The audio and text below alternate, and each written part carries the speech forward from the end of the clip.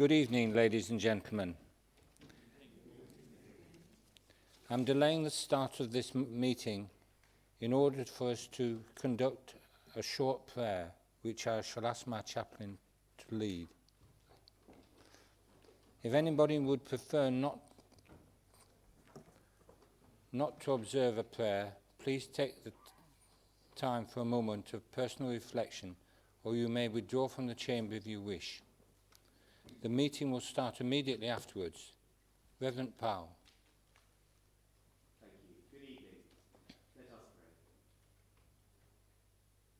That this evening may be holy, good and peaceful, let us pray with one heart and mind.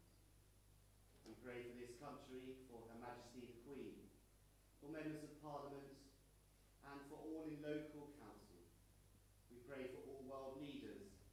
We pray for justice and for peace across our world. This evening we pray for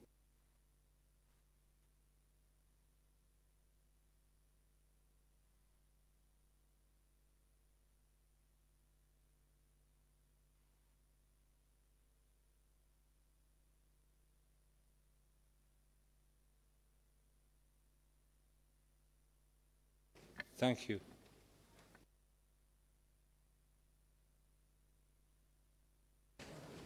Julia. Thank you.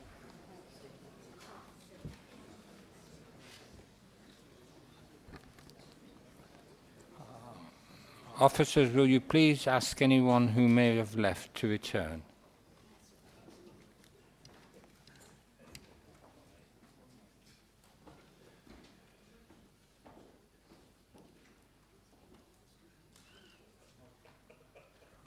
Members of the Council, members of the public and others, welcome to this extraordinary meeting of the Council on Tuesday the 8th of October 2019.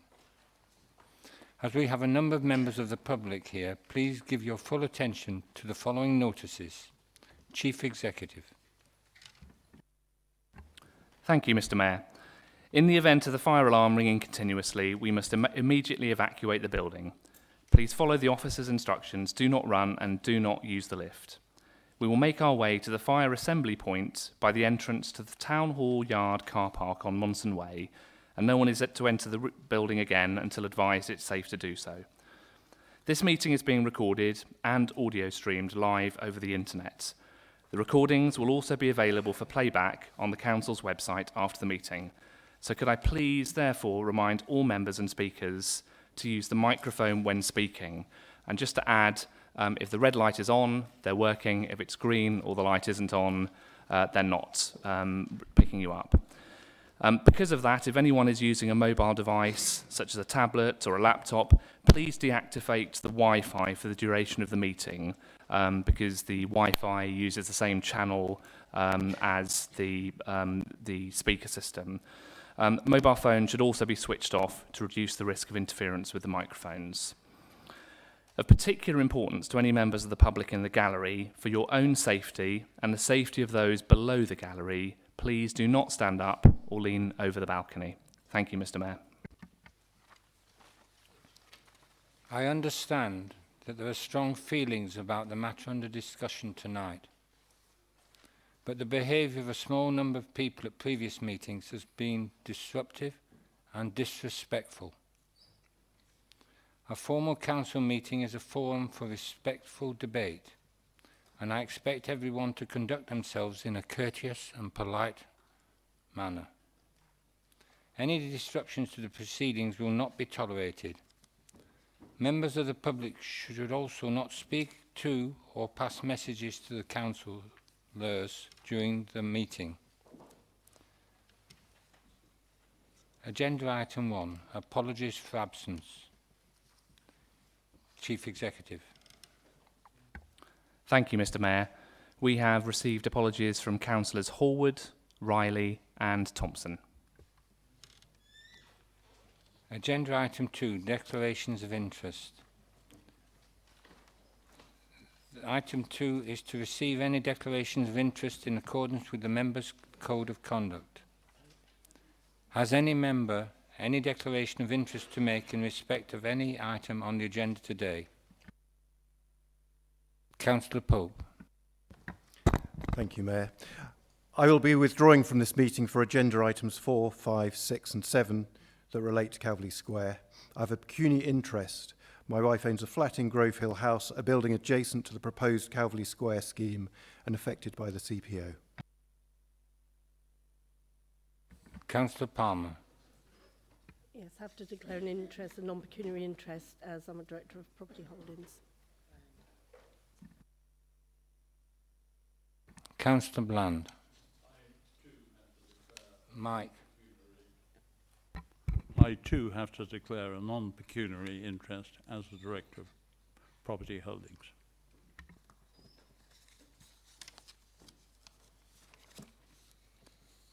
As this is an extraordinary business meeting, business is restricted to the matter for which the meeting was called. We therefore dispense with the usual minutes of the previous meeting and questions to the Council and move straight to the substantive items on the agenda. Item 3, motion to suspend CPR 19.2.1. Councillor Scott, do you intend to move the recommendations in the Calverley Square report? I do, Mr. Mayor. Before we consider the item on Calverley Square, we need to consider the motion to suspend and replace Council Procedure Rule 19.2.1. Chief Executive. Thank you, Mr. Mayor. At the last meeting on the 25th of September, members agreed to extend the number of speakers before adjourning the debate. Consequently, the speakers who had previously registered have been invited back. In order to allow them to speak, we need to increase the amount of time allocated for public speakers as we did last time. This would be achieved by passing the motion set out in your agendas. We have a member of the public registered to speak on this item. Mr. Tansley, you have 3 minutes, and I direct your attention to the clerk's table where there is a timer.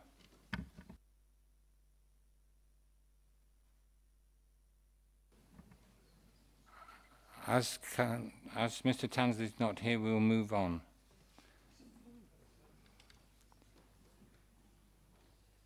I trust that this proposal will meet with your agreement. I move the motion set out on page 9 of our agendas. Councillor Podby, are you happy to second the motion?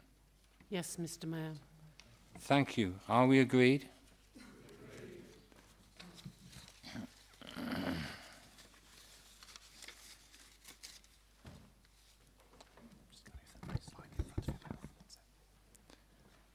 Item 4 on our agenda is Calverley Square delivery, stage 5 to 7. The report begins on page 11 of our agenda, where you'll find a number of recommendations. We also have a number of speakers on this item, who I will invite to speak after the motion has been moved. I understand that Councillor Scott will move the recommendations. Councillor Scott, who will be seconding the motion? Councillor Dollings, Mr. Mayor. Thank you, Councillor Scott. You may introduce your motion.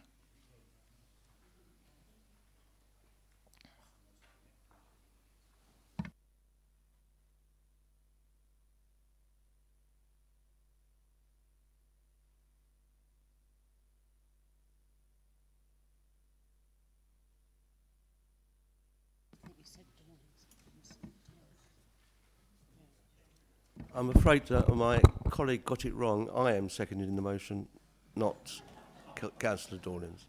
As we haven't proceeded into the debate, I'll allow that. Councillor Scott.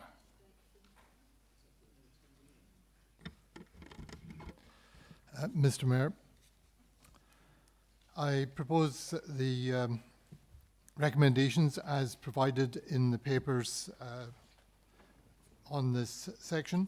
I would like to suggest, would like the first recommendation to be taken separately to the rest, given that the first recommendation was prepared by the Cabinet directly, whereas the remainders were prepared by the officers.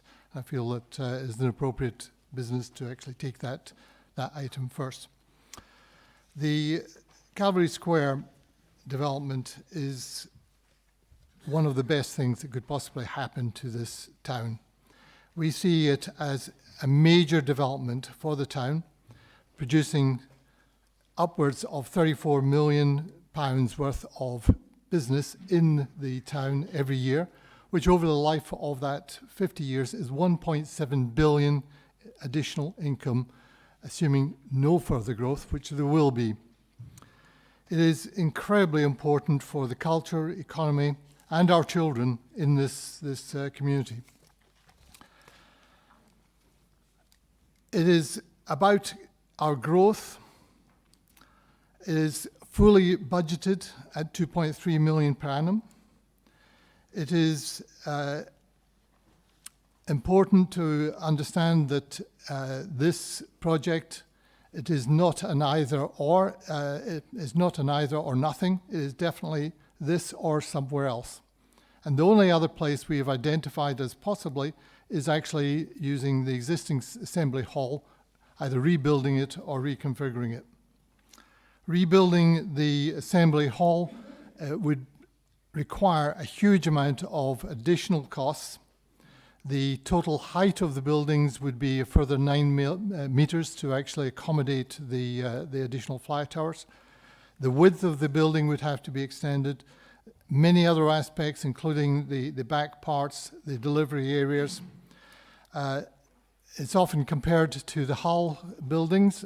When you actually compare the Hull buildings, they actually started off with a much wider building, but they did end up increasing the height of theirs and metal cladding it by 9 over that height. I just cannot imagine the citizens of Tunbridge Wells or the borough wishing another building 9 meters higher than the existing building, and certainly not metal cladded. If we actually went down that route, it would mean closing for 3 to 4 years. That would mean the loss of the business, that the numbers of attendees over that period, with which we currently have 150,000 tickets each year. We'd also lose the use for the number of local groups who would actually have nowhere to actually perform during that period of time.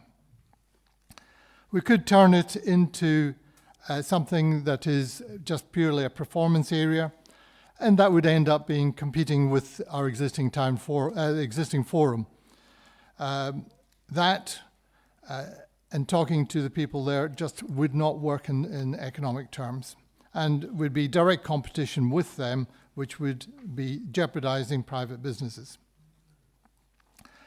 Dealing with the civic offices, we would also have to move out for 4 years if we tried to revamp this place.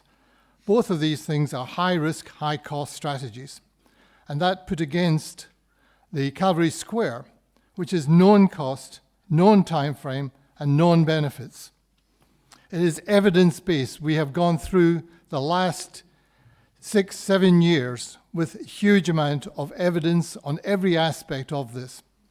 We are faced with a very emotional view and comments about the Calvary Square. We feel that evidence-based is the best understanding. We know what their budgets are. We know what the costs are. We should actually proceed with this. We still know that we can actually do something with this building. We have actually identified in 2 separate occasions the ability to use this building for leisure or for a hotel or possibly for education or offices or startup companies. All of these things are possible if we actually move out. All of these things will work for going forward. The theatre itself will actually bring huge benefits to the economy with a larger footfall, to enhance businesses around it, to enhance the shopping, enhance bars, restaurants, and everything else. That is so important. It will allow our school children to go to a local theatre. Local theatre will be there for them, rather than having to actually try and get teachers and students and helpers up to London and back, which they obviously don't do that frequently at this point. The importance of this cannot be underestimated. We know that any other alternative will end up costing more than the proposed. And with that, councillors, Mr. Mayor, I think that it is obvious that we should actually be proceeding with this. We have gone a long way in the development and the pricing and everything else with this. We know what the costs are. Mr. Mayor, I propose that we proceed as instructed, as advised here in the papers. Thank you, Mr. Mayor.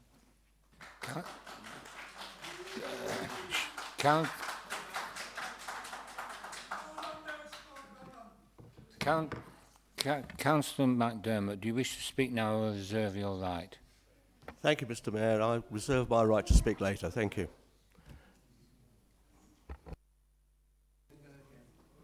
As previously agreed, we now have 8 members of the public registered to speak, who will be invited to come to the speaker's seat in the order in which their request was originally received. Each speaker has a maximum of 3 minutes, and I direct your attention to the clerk's table where there is a timer. First objector, Dr. Bob Banks.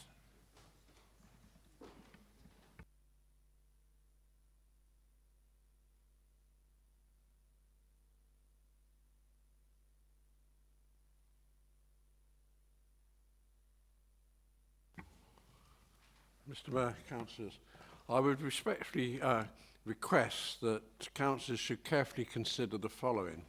Firstly, the strategic risk register shows that this development continues to have the highest risk classification. Although the cost has already increased by 80 million, the Cabinet have predicted how this shortfall can be managed, but once this is resolved, the project will remain very high risk.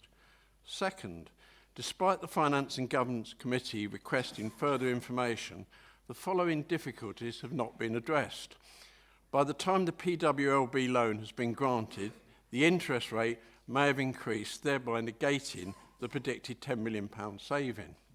There is no guarantee the £5 million subsidy will be granted by KCC.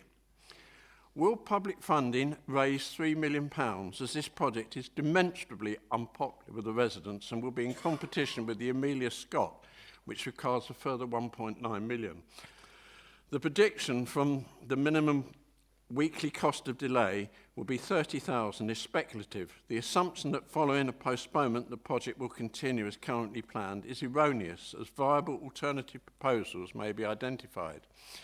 Despite assurances of increasing transparency and agreeing to involve all other political parties and relevant stakeholders in considering alternative proposals, the Cabinet have prejudged the outcome by listing many reasons for rejecting any new proposals, not given details of the results of the cross-party working groups or any alternative proposals, have not mentioned the proposal by an independent developer to build 4,000 square feet of office space adjacent to King's Park. Knights Park. Rebus Stage 4 was seen by the consultants by the councillors on the 27th of August, and the redacted version is still not in the public domain. The market forces that contributed to the overspend persist and may negate the predicted financial benefits. The council, however, seem more concerned about the cost of their reputation. But why should the council taxpayers be burdened with a 50-year debt for a project they do not want, nor did they vote for, to uphold this reputation? Major production companies will demand a guaranteed income from their production, necessitating a 300% increase in ticket sales, which is not predicted to occur until the theatre has been open for 6 years. The cost of cancelling this project is the cheapest and safest option. The previous council never sought a mandate from the residents for this project. This is not a party political decision, but one of local democracy, whereby all councillors should now heed the wish of the majority of the electorate who do not want this development. Thank you for your attention.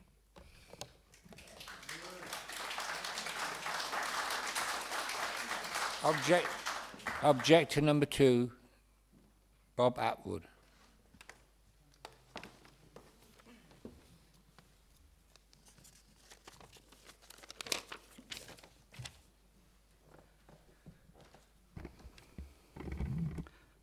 Thank you, Mr. Mayor. I'm speaking this evening simply as a concerned resident. Since May this year, I've had no connection with any political party. Tonight, I hope we can all think and act as individuals, since the issue at stake will affect the borough of Tunbridge Wells for many years to come, and is too important to be mired in the slough of party politics. Recently, you will have been exposed to critical and significantly one-sided reporting, together with unpleasant exchanges on social media, involving councillors on both sides of the Calverley Square divide. These exchanges matter only because they damage the business of politics. However, they in no way change the underlying disapproval by the public of the Calverley Square project itself. You are discussing this issue now because you've already acknowledged the extreme public disquiet concerning this project. If you had not already acknowledged it, the project would have continued, and this period of review and reflection would not have happened. It matters not whether you were a cabinet member, a committee chair, or a backbencher. Each of your votes is as important as another, and tonight it is your individual view that must prevail. Whatever you've read, or whatever has been spun to you, you may well think it was ill-judged to commission Calverley Square in the first place. If you believe that senior officers of this council have guided you in the wrong direction, then it is you as individual councillors who must now make your own judgments, who must listen to your residents, and who must decide what to do, whatever the consequences. You might think on visiting the top of the town that the work already happening there should be completed by keeping the town hall and assembly hall to their original civic uses. You might well think that abandoning those buildings now, when a cultural hub, improved war memorial, and increased shared space are all under construction, you may think that defeats all possible logic. I certainly do. I love this borough, and I have no doubt many of you do too.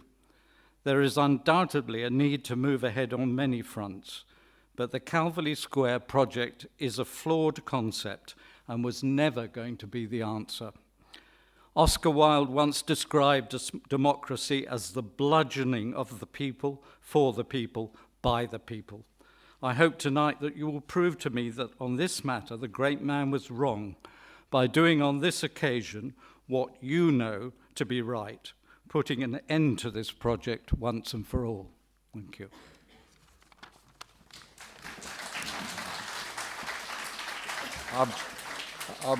Objector number 3, Angela Fennell.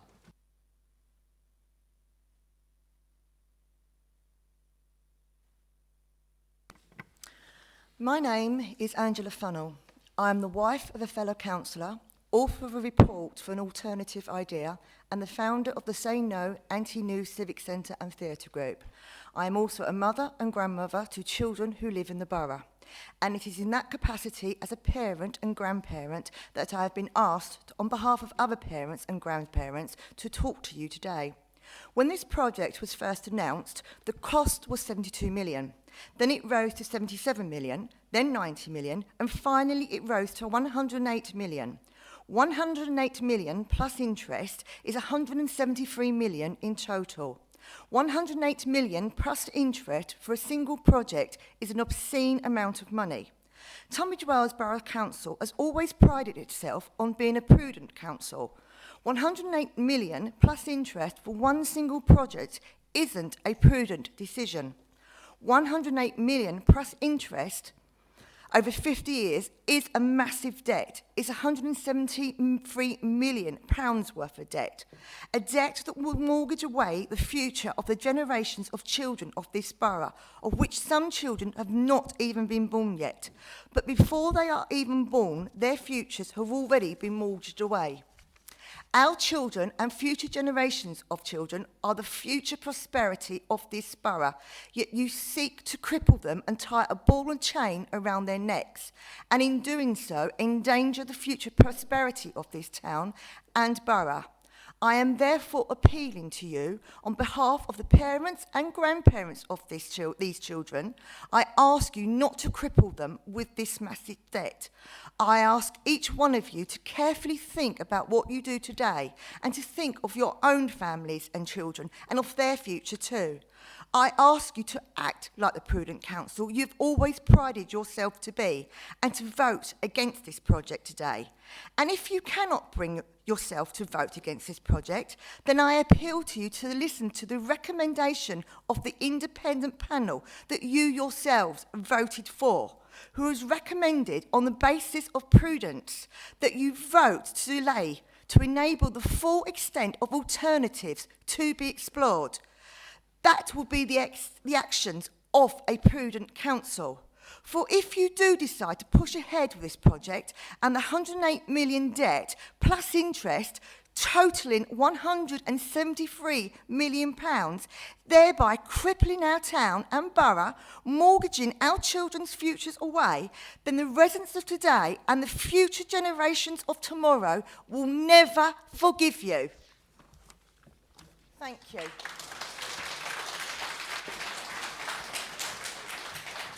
Objector number 4, Peter Rowling.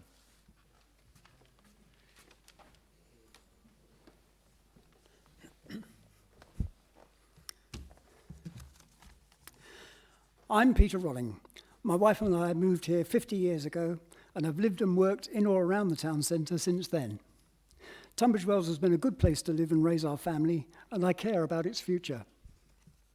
I fully support the proposal for an up-to-date theatre in Tunbridge Wells.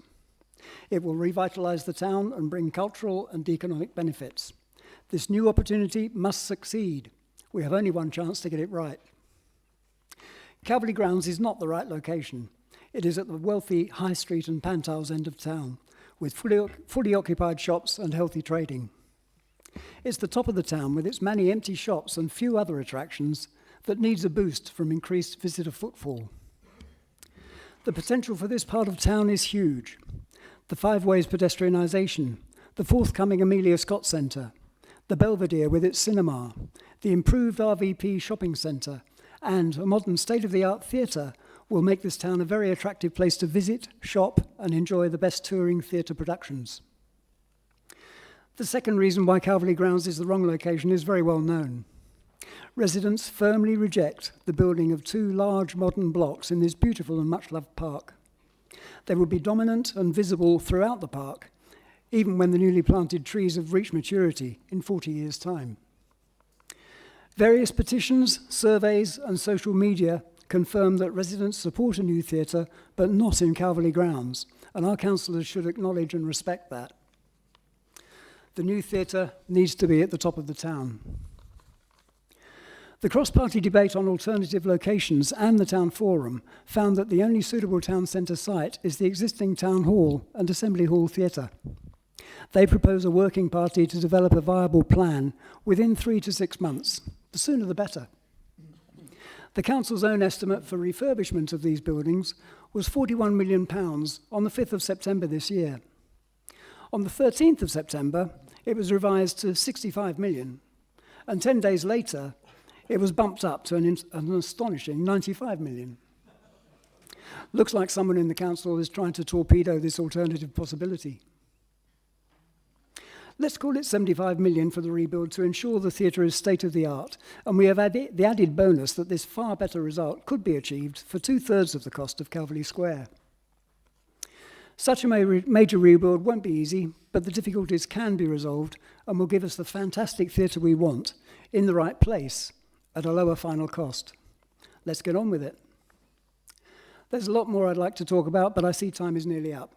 Please don't waste your vote tonight. Voting to start construction or abstaining will finally close the door on a more acceptable alternative solution.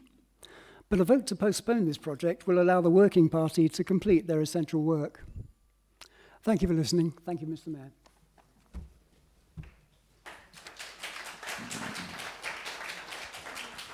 Supporter number 1, Rod Dunk.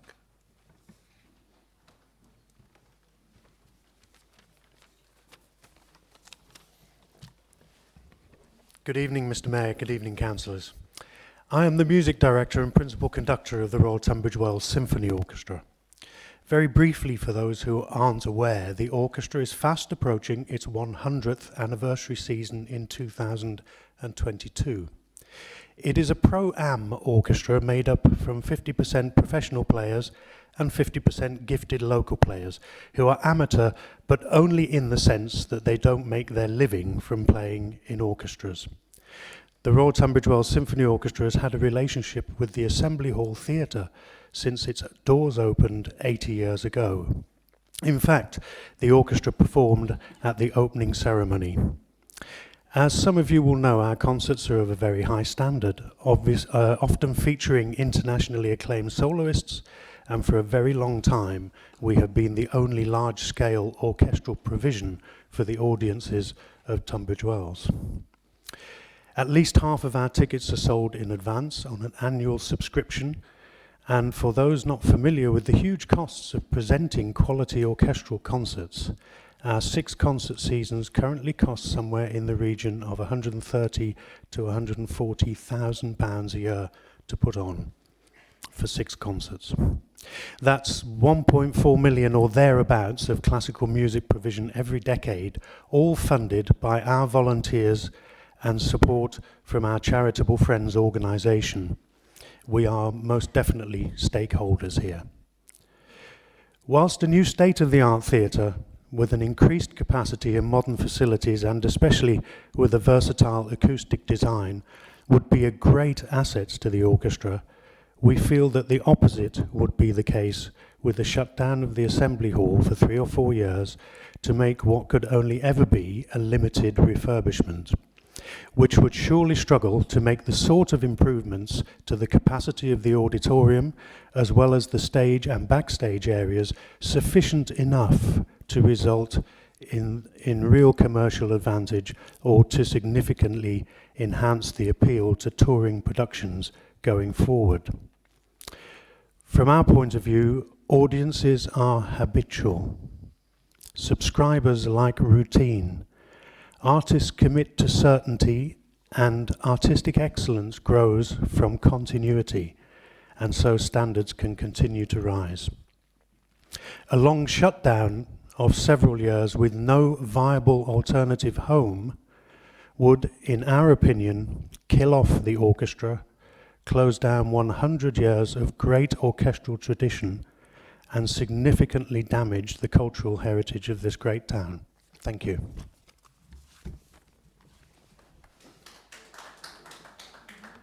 Supporter 2, Julian Leaf Griffiths.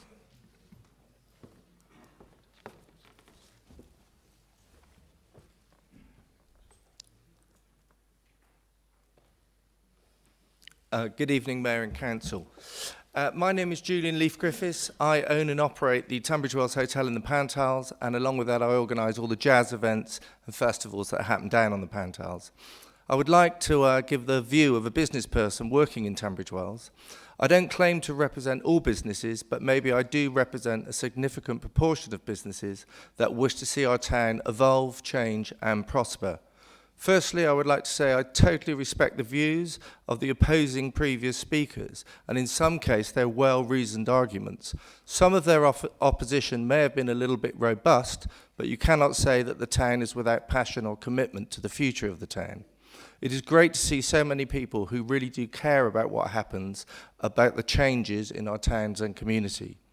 Change is difficult, but if we ignore change, we run the risk of stagnation.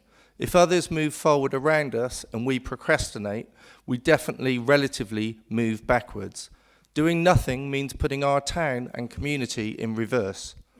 In our region, let's look at some of the towns that have been proactive with their cultural plans and public buildings. Canterbury built the Marlow Theatre, Margate the Turner Contemporary, and Hastings has the Jerwood Gallery. These towns have massively benefited from this investment and in the construction of these successful projects. Canterbury has immensely benefited from its theatre, and we could learn from their experience.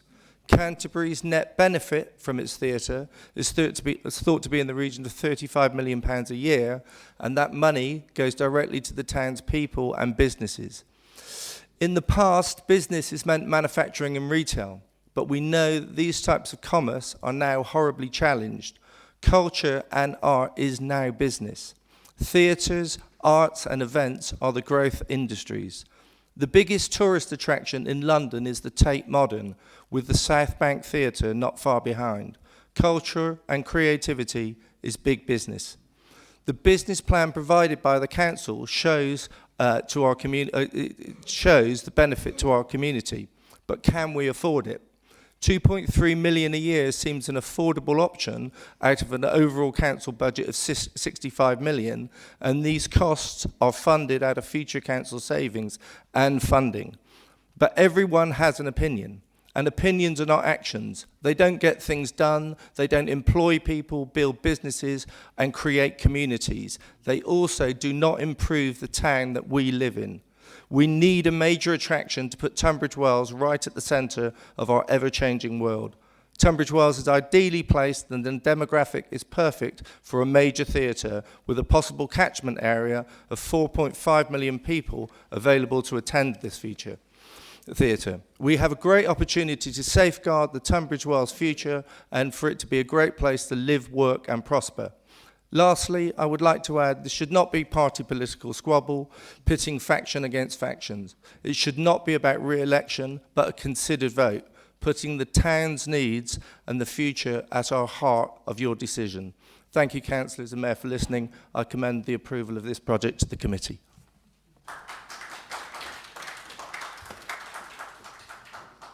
Supporter number 3, Councillor Peter Oakford.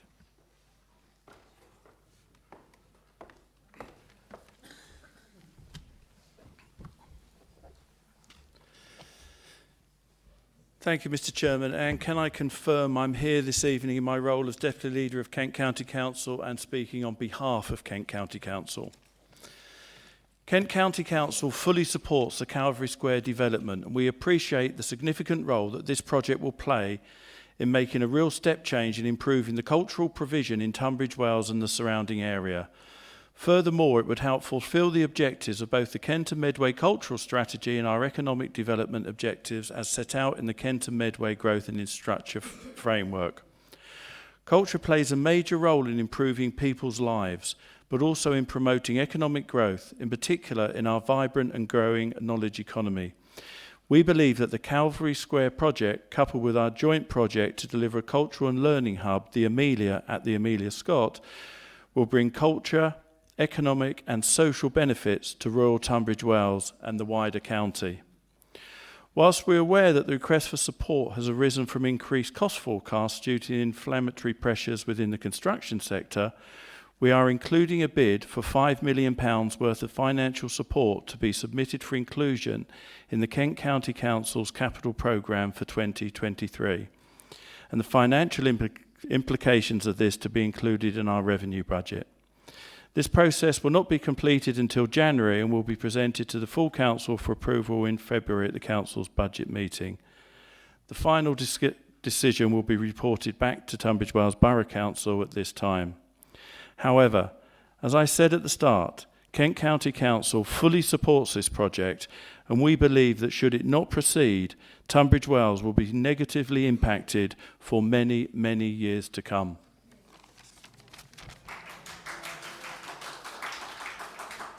Supporter number 4, Brian Bissell.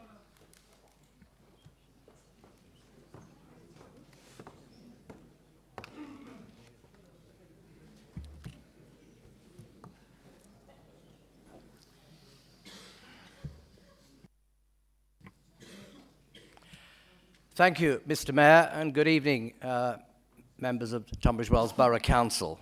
My involvement with this council and the town and borough goes back, well, the town and borough I moved 50 years ago, so I'm very familiar with the town and the borough, and I've been involved with the Assembly Hall Theatre going back 27, 28 years, and I've also spoken in this chamber just 2 occasions before, and one was some 23 years ago regarding the Opera House. And subsequently, that was regarding a listed building consent. However, the Opera House and J.D. Wetherspoon, who acquired it, have done a brilliant job, and shows go on there. But my involvement as a theatre person, and also is why I'm here this evening. And also the fact that I've attended full council meetings over many years. You might think, well, haven't you got something else to do? But I've come here because I wanted to listen, and I've listened and listened without speaking at all. And I've learned and I've listened to this debate, and it would not be unreasonable to say that this Calverley Square project development has been debated to the extreme. And the points have been made, and certainly it's an emotive issue for very obvious reasons with the Calverley grounds, and that's been acknowledged. And certainly the opinions that have been expressed here this evening, and what I've heard in this full council in times past, are certainly articulate in many ways, and they're well meant. And certainly what has been said this evening, I don't wish to sort of, if you like, recycle and rehash. But I do feel very strongly, and I've been passionate for this project from the very beginning, and I'm aware of the Assembly Hall. I've produced shows there, a number of shows, first one being some 27 years ago, last month, the Mayor's Command Performance, where in fact we had 350 people, but not all at the same time on stage. And I'm listening this evening. I'm aware that what happens if we don't proceed with this, there's already a £10 million investment, which you're aware of. Now, I can only say that points are made. There will always be differences of opinion. But at the same time, it is our future generations. And it's been said, and I wrote a letter in last week's Times, Mr. Brell, that over 80 years ago, councillors voted to have this building and the Assembly Hall. And we've had the benefit of that. Councillors, again, I appeal to you to provide for the future in the long term and support this project. Thank you. Thank you, Mr. Mayor.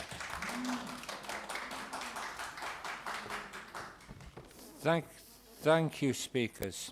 I must remind members that this item has several exempt appendices which are set out in the restricted pages at the end of the agenda pack. The report may be discussed and decided in public session, provided that no exempt item information is disclosed, and we can take the exempt information as read. Alternatively, if members wish to discuss anything which appears in the exempt appendix, please indicate this during the debate. The decision may then be held over and discussed in private session later at the relevant agenda item. Members have had many opportunities to examine the exempt papers and to satisfy any questions, so I trust that we can deal with this matter without the need to go into a private session. The motion is now open for debate. Does any member wish to speak on this item?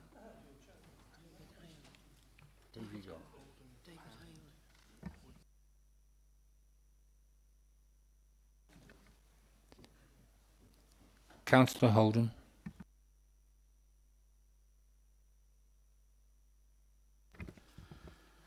Mr. Mayor, thank you. There have been lots of numbers put about on this project, but the most important, in my view, are the decisive numbers of residents who voted it down as recently as May. And voters in the borough gave us an unmistakable instruction after seeing 2 years of campaigning and explaining and roadshows. They still said no, with feeling. And I hear what they say. Here are some money numbers. This began as a £70 million project. It crept up to £90 million, and then suddenly a few weeks ago, it was a £108 million project. And we haven't even started, except that we spent £11 million on preliminary paperwork. But let's just dwell on the council's track record in supporting 2 theatres in Tunbridge Wells already. Last year, the Assembly Hall got, I think, £450,000 in taxpayer subsidy. We are told the new theatre will need subsidy on that scale for its first 6 years, and then it'll be okay, we think. And that's in addition to more than £1 million a year in interest payments for the theatre alone, every year for 50 years. In the meantime, it will sell apparently more than double the 150,000 tickets of the Assembly Hall and attract top West End shows and with them new businesses that will bring untold riches in new business taxes. I think economic forecasts have got a pretty bad name since Brexit's Project Fear, and this one clearly hasn't convinced our voters. Speculative investment in the entertainment business is not the proper business of a local authority.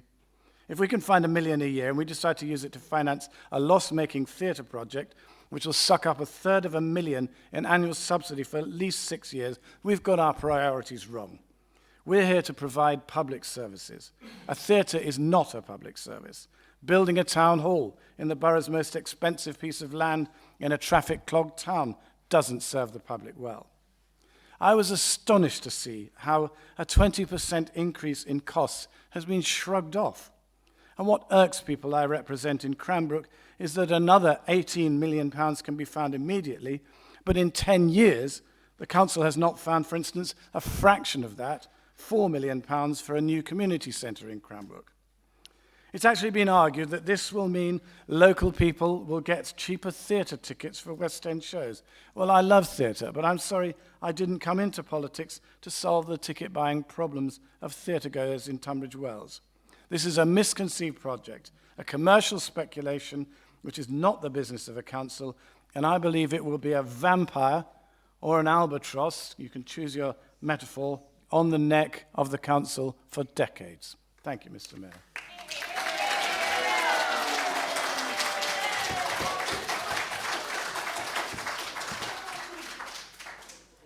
Could we have more muted applause? Oh, I didn't mind, Chairman. Councillor Pound.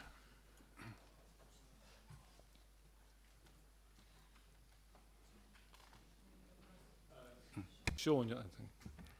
Thank you, Mr. Mayor. Sorry. It wasn't you, it was Councillor Holden, it's all right. I fully appreciate, as a new member, the time and commitment that both members past and present and officers have given to this Calverley Square project over a long period of time now. I think it hasn't been an easy journey for many. I also appreciate that I think almost every member in this chamber is absolutely committed to enhancing the town's and the borough's cultural and social offer to its residents and its visitors. I also believe that all of us feel that that needs to be done now and not put off. So comments, as were made earlier this evening, that we have a do nothing or do something option is not supported by anybody in this room, I believe. I don't appreciate, however, the tunnel vision with which many of those same people who have not genuinely wanted to countenance alternative views, have not felt able to consult and engage with the public about their genuine concerns and visions for the town and borough, nor have I appreciated the poisonous social media manipulation which has occurred on both sides of the argument, which I think has been fairly appalling over the last 6 months or so. So what I want is that we halt the Calverley Square scheme as is currently proposed and genuinely, openly, publicly engage with all stakeholders, but most importantly with the public, on what we want for our town and borough. What I don't want is for this council to barge on and vote through a scheme which many members now acknowledge to be flawed, many members now acknowledge has almost no public support, many members now see as no better, if not worse, than other alternatives which are emerging. I think that if, as a whole council, we can be courageous and acknowledge that this current scheme does not meet the needs of the town or the borough, the people or future generations, then we can work together to agree on a scheme that is and execute it more quickly than the one that has been proposed so far. If we can't reject these recommendations, I think the council will be in real trouble for years ahead. It is likely that approving these recommendations will precipitate the loss of the Conservatives' overall control in May 2020. A future council will, in all probability, cancel the project irrespective of the incurred costs soon after that. It will then initiate the very work which should have been undertaken before now to genuinely assess the alternative schemes. So what I'd like to do, and members may want to walk through page 11 where the recommendations are listed, I just wish to comment on some of the recommendations in order. Item 1, the drivers of this initiative have been and remain culture and leisure, not economic value.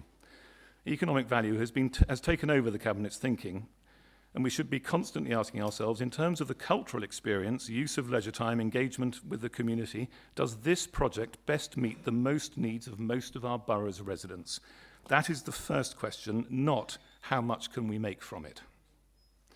The Cabinet acknowledges that the Council wishes to provide a theatre, not necessarily a new theatre, but a theatre is what the recommendation says.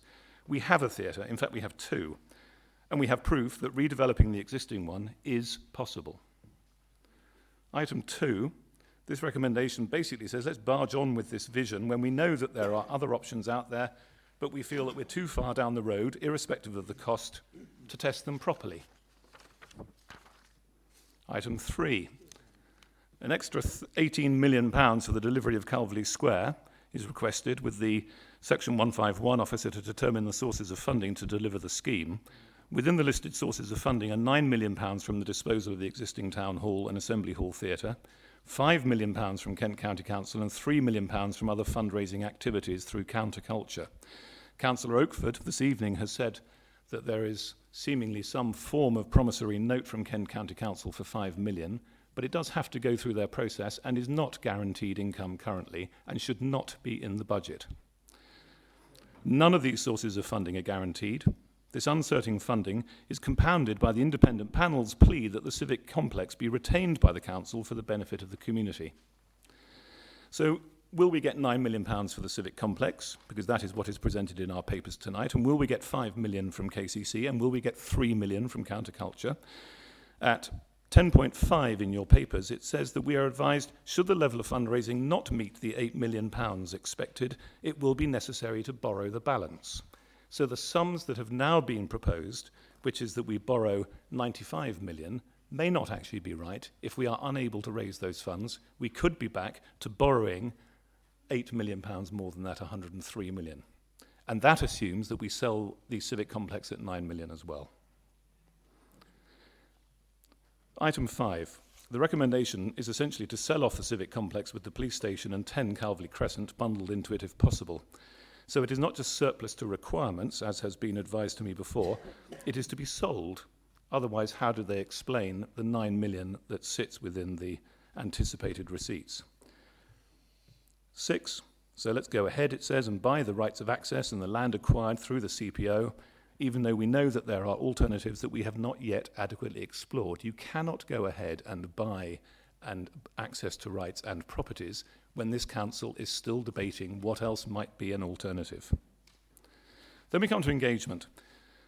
The DAP has met, I understand, twice since December 2017. It did not meet in the whole of 2018. It's been argued that the DAP did not need to meet because REBA Stage 4 was ongoing and there was little to report while that work was being carried out. It's been argued that updates went through the Cabinet advisory boards and committees, but as I understand it, the Development Advisory Panel was instituted to focus entirely on development projects, to challenge some of the assumptions which are now emerging, to be given an honest and open appraisal of the status of work, and for officers and members to listen to the views of its members.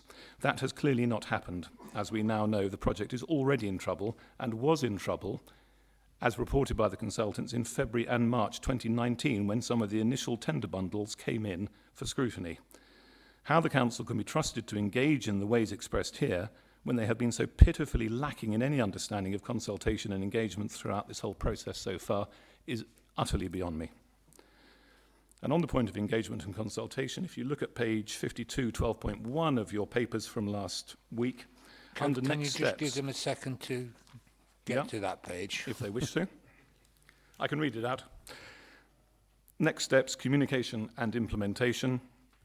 The list includes the MACE contract being finalised, the CPO being progressed, adjacent landowners and affected parties talked to. There is no mention of the public, the people who are actually paying for this and have paid for it so far.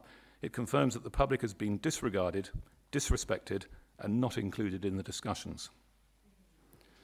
To remind those of you who have forgotten or chosen not to listen to the public views, let's not build on Calverley grounds, please. Let's retain the existing Town Hall and Assembly Hall for public benefit. Let's not spend £108 million on a scheme which almost no one wants. But yes, let's do something to enhance not just this town's, but the whole borough's cultural and leisure offer. Genuinely, I am hopeful that we can get on and develop plans which can be actioned very quickly to move towards that. Let's see 5 or 6 modern thinking, innovative, dynamic, exciting young architectural firms, what they could do with this space, the civic campus as it's now called, working with a clear brief which might include a theatre and office space. Let's engage and consult with the public, not just businesses and theatre producers, which has been the case to date, And let's recognise that the town and borough are very different now to how they were even 5 years ago. We have exciting plans out for consultation presently for residential and commercial schemes which could really transform this borough. The Calverley Square scheme is not one of them. So no, I will not be supporting the recommendations this evening, which I believe should be heard as one and not separated out. And I really, really hope that members opposite will have some personal courage, not political allegiance, reinforced by a bit of arm twisting this week and last, to say no too. Vote against the recommendation. Let's move on quickly to finding solutions to our cultural and social provision, which will enhance the whole borough and meet the many and varied aspirations of our residents.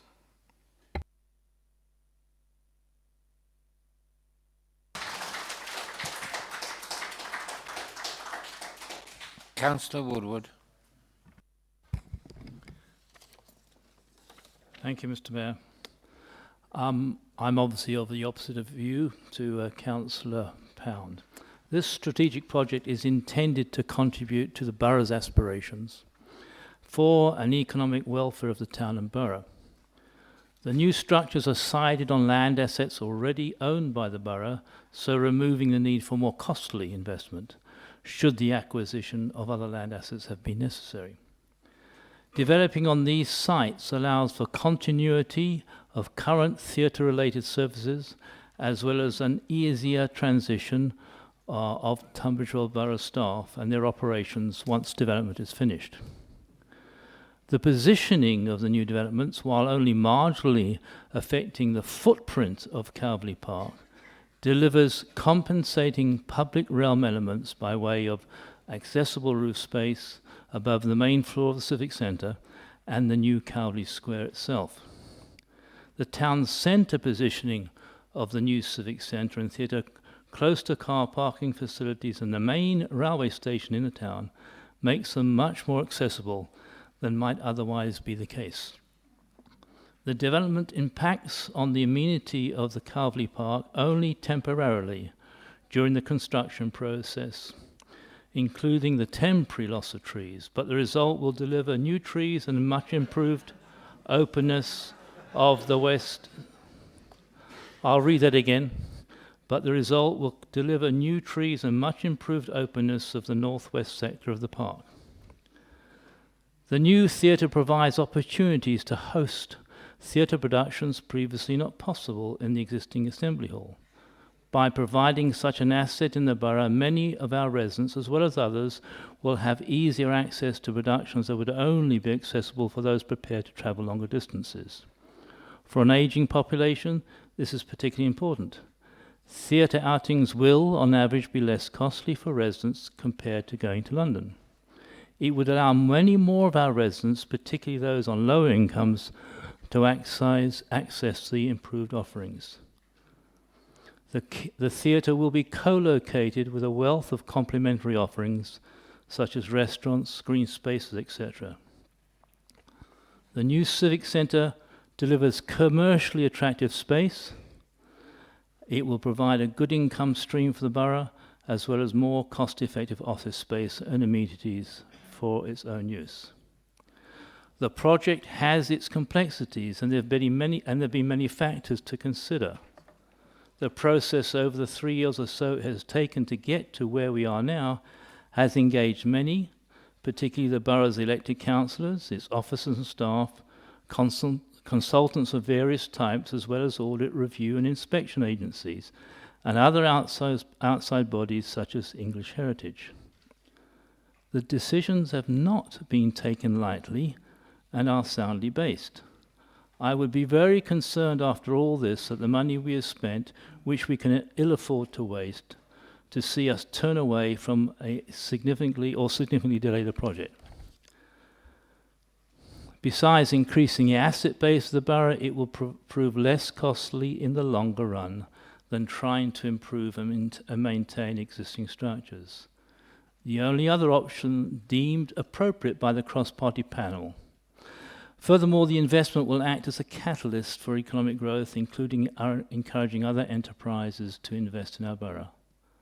I have tried to serve my residents to the best of my ability, setting my mind on what was best for my community. I've always considered political aspirations to be a small thing. If my constituents do not like or did not like my choices, then I'm always prepared to take the hit. I believe we need this project, and I therefore will give it my full support. Thank you.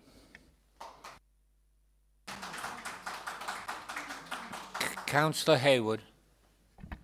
Thank you, Mr. Mayor. Mr. Mayor, my issue here is with the governance and scrutiny of the project. So we've heard a lot about the numbers, etc. They don't need to be revisited. Now, as we've heard, the project was originally 72 million. In October 2018, the budget slipped to 90 million. Now, at this point, our project managers, GVA as they were known at the time, were reporting the project as on budget, but with a development risk, and this accords to the summary reports that were presented to Finance and Governance Cabinet Advisory Boards and Overview and Scrutiny, so all good there. Now, GVA also reported, this is in October 2018, that of the original £2.25 million project contingency that was held, only a small amount was forecast to remain. Now, GVA pointed out that the contingency fund is not there to cover the cost of change requests, and these were costing a lot of money, and that the remaining balance was insufficient, and therefore the council should restore the fund to its original level. So we've got some costs going on there. So sure enough, in November 2018, the contingency had gone down to £14,000. So money had to be moved from other funds. Now, in January, by now they're called Avison Young, it's the same company effectively. In their reports, they report a massive overspend. And in the cost update in their management report, the project was flagged as at risk, as numerous early warnings will cancel out the remaining contingency. So this may already have been topped up in previous month. And they warn that a failure to operate within the current budgets could result in a lengthy and expensive value engineering or redesign process, which it did. And the forecast was now quite a lot over the budget of 90 million. The finance portfolio holder in Cabinet, who was privy to the monthly reports, did his own informed analysis and presumably, because I can't possibly know this, reported his findings to the then leader. Now, it would seem that his observations were not well received because the then Cabinet don't seem to have acted on any issues. So moving on to April 2019, this year, the overrun at this stage was already what it is now. So sure, there's a bit of value engineering going on, but nowhere enough to mitigate this overrun. So going back to the governance, which is the point I'm making, these factors didn't appear anywhere at any public committee or scrutiny, and indeed, as Councillor Pound mentioned, the group who were supposed to be overviewing the project, the Development Advisory Panel, hadn't met since the previous June. Now, the explanation for this, as Councillor Pound alluded to, is that other committees were scrutiny enough. But the project was still somehow enjoying a green, red, amber, green status at that time. Now, it can be no coincidence that in May, after the CPO inquiry, the Cabinet member portfolio holder for Finance and Governance resigned in protest at the direction the council was taking on the Calverley Square development. Now, I don't know about anybody else, but if the financial officer of a company resigns with immediate effect, it's usually a big red flag. Now, not only are the public not being engaged in this process, by there being no effective scrutiny, but members of the council who are expected to make decisions committing this borough to millions of pounds are, unbeknown to them, in the dark too, including members of the ruling party. Now, in May, this is where there was a massive forecast, which bigger than the number we've got. I mean, there's not a lot to say about that. In May is when the intensive value engineering started to drastically try to reduce construction costs. So in June, at the meeting of the Finance and Governance Cabinet Advisory Board, so by now we've got some new members in the council, so the advisory boards have now got a bit more opposition in them. It was requested that the RAG status, the red, amber, green, for Calverley Square be revisited. The Calverley Square project was then rated, as of the 10th of June, as amber. Before that, it was green. We were told it would be changed at the next reporting period. Now, I've painted a picture, and at the 20th of August, so not that long ago, Finance and Governance Cabinet Advisory Board, the new theatre, civic centre and office space, Calverley Square, are rated as red. Hooray, you might say. Due to a delay in design stage 4. Not a peep about the massive increase in cost. Skip on a few days, and we get to RIBA 4, and what do we have? We, the members of this council, discover, not internally via email, but via a public statement, that it is now 108 million, before even a shovel has been picked up. Now, nobody is so naive as to think that's it, I'm sure. We are also told the duration of the construction period has increased. Now, I would like to highlight paragraphs headed 64 through 69 from the Planning Inspector's report, released on the 3rd of May, and simply apply what we now know.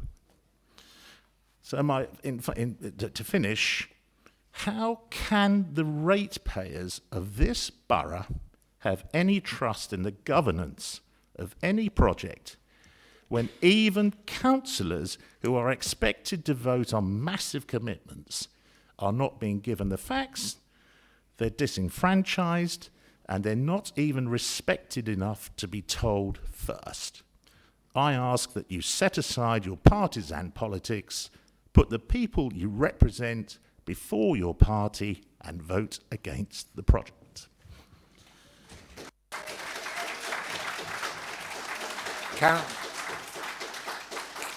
Councillor Rance.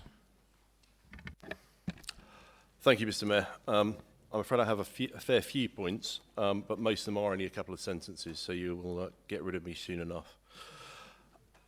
There are at least 3 separate strands to this project: the theatre, the new council offices, and the car park. By bundling those together, we are given an all or nothing option. I suspect that some people feel that that somehow improves the case by making them mutually supporting. In fact, it means that if anything here is unacceptable, then the whole is unacceptable. I would suggest that building a huge car park in Calverley Square, or not Calverley Square, sorry, Calverley Grounds, is unacceptable to the majority of us. There is no requirement, point 2, there is no requirement for us to act immediately. When I arrived, one of the messages that we were told was that this building was in such a shocking state of repair that we just had to get out of it. And similarly, the assembly halls were just unacceptable. I was also told in my arrival brief as a new councillor that this council is objectively well run, and evidence was cited for that. This is not the subjective opinion of others, this is an objective fact. We can't have it both ways. We can't have a necessity to leave this building and still be functioning to a high standard. The case against the Assembly Hall is stronger, I would accept that. If one looks at the at least one of the Stephen Brownring reports, one will note that the mission statement, I don't think they call it a mission statement, but that's what I'm used to, is to provide affordable theatrical entertainment for the widest audience for the borough and town. This month, and I just checked this morning, we have Henning Vane, Little Monster, Get Ready, which I think is a Motown thing, a Michael Jackson tribute, Cranbrook Pop-Up Arts, Nigel Kennedy, Stagecoach, Ben Elton, and the Nutcracker. Could the Assembly Hall be doing more? Yeah, would we like a theatre that does more? Of course we would. Is it fair to ask those who work there to work there in the current conditions? Actually, no, it's a pretty big ask on them, and it is rather brutal. But is it doing what it is intended to do, providing affordable entertainment? Yes, it is. Therefore, are we in the position where we must act today, as I'm sure at some point we will be told? No, we are not. So we can afford to wait. We can afford to allow the working group to actually look at this in more detail. We can afford to cancel this completely today and start again from scratch. What we cannot afford to do, as Mr. Rollins I think said, was get this wrong. There will be a huge opportunity cost if we do. I think I must disagree with Councillor Pound. I suspect that if we pass this through today, then the next time we actually look at it in all seriousness, there will already be a great hole in the park. And I think it may well be too late to act at that point. So we cannot afford to get this wrong. We cannot afford to tie ourselves to financial commitments that are uncosted or not workable, or a plan that is not credible. So if we vote to proceed, we must assure ourselves of the following: that we have a credible plan, that the benefits outweigh the costs, and those are not just the financial costs, although the financial costs are important, and that we are happy to run that project. A plan consists of ends, ways, and means. The ends are the end state you get to, what success looks like. The ways are how you get there, and the means are those resources, including finance, time, people that need to be committed. Councillor Pound has, I believe, already outlined a key objection on the issue of means. The funds are not clearly identified. To my mind, that ought to be enough to just end this discussion. But let's look at the ways. My colleague Councillor Scott was very keen to talk about evidence-based approaches to this rather than an impassioned debate. The ways that we have are to build an office block, which will act as a council offices and commercial roulette, and to build a theatre. Those are not ends. The ends will be some sort of what is happening in those buildings and what revenue that brings in, what benefits other than finance it brings in. If we look back at the Bonner-Keenlyside report, business plan of 2017, the key element is para 4.14 if you need to look at it. It cites the break-even point of 400,000 paying guests. That is mentioned on page 1, page 2, which says that target will realistically be 400,000 to be subsidy 3. In fact, it mentions it 3 times on page 2. On page 4, on page 8, page 21, page 22, page 36 and page 37. I'm sure at some point we'll hear a different figure for the break-even point. It's not supported by the Bonner-Keenlyside document, which remains in our website for public access and is cited in some of the documents we have today.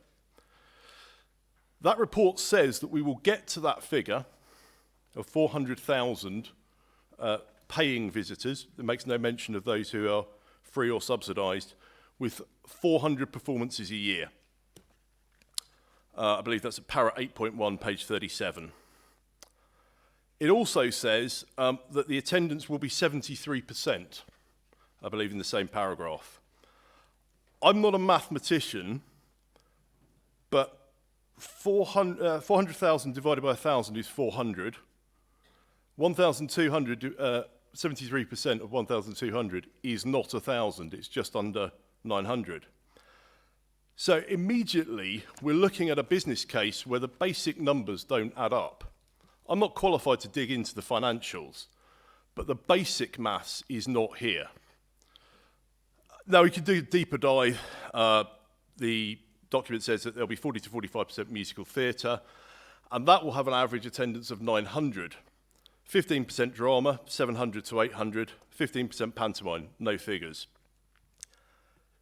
Even assuming that the average attendance for a pantomime will be 1,200 paying visitors, which is clearly not true, the average of those in ratio works out as 940. When we factor in the lower attended performances, which make up 25% of the schedule, average attendance is 870, which means 460 shows to make that 400,000 figure.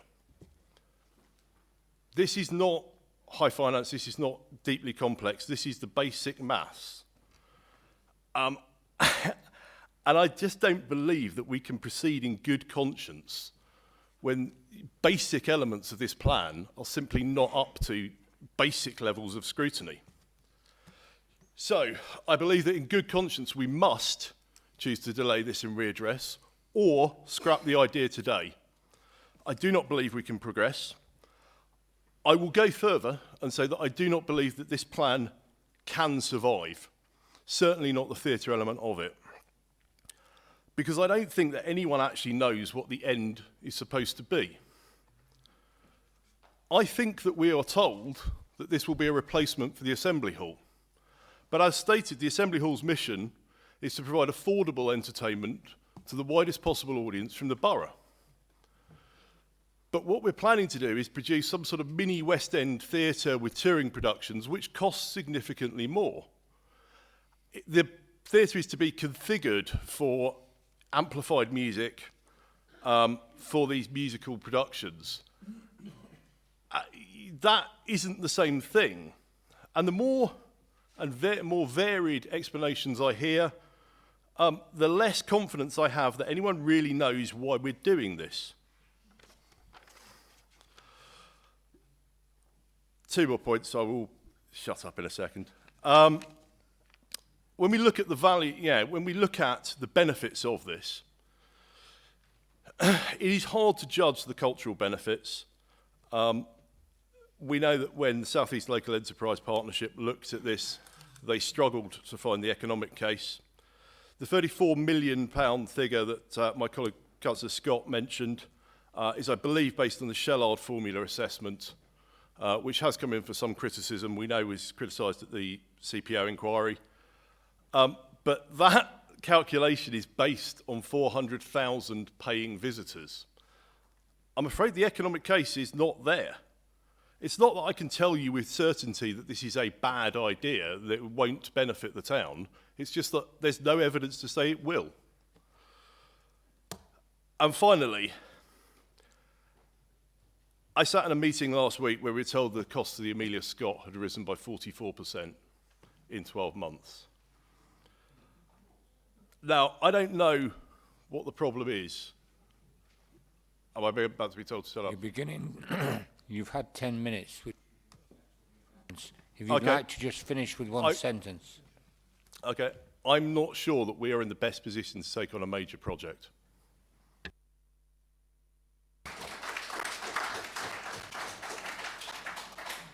Dr. Hall.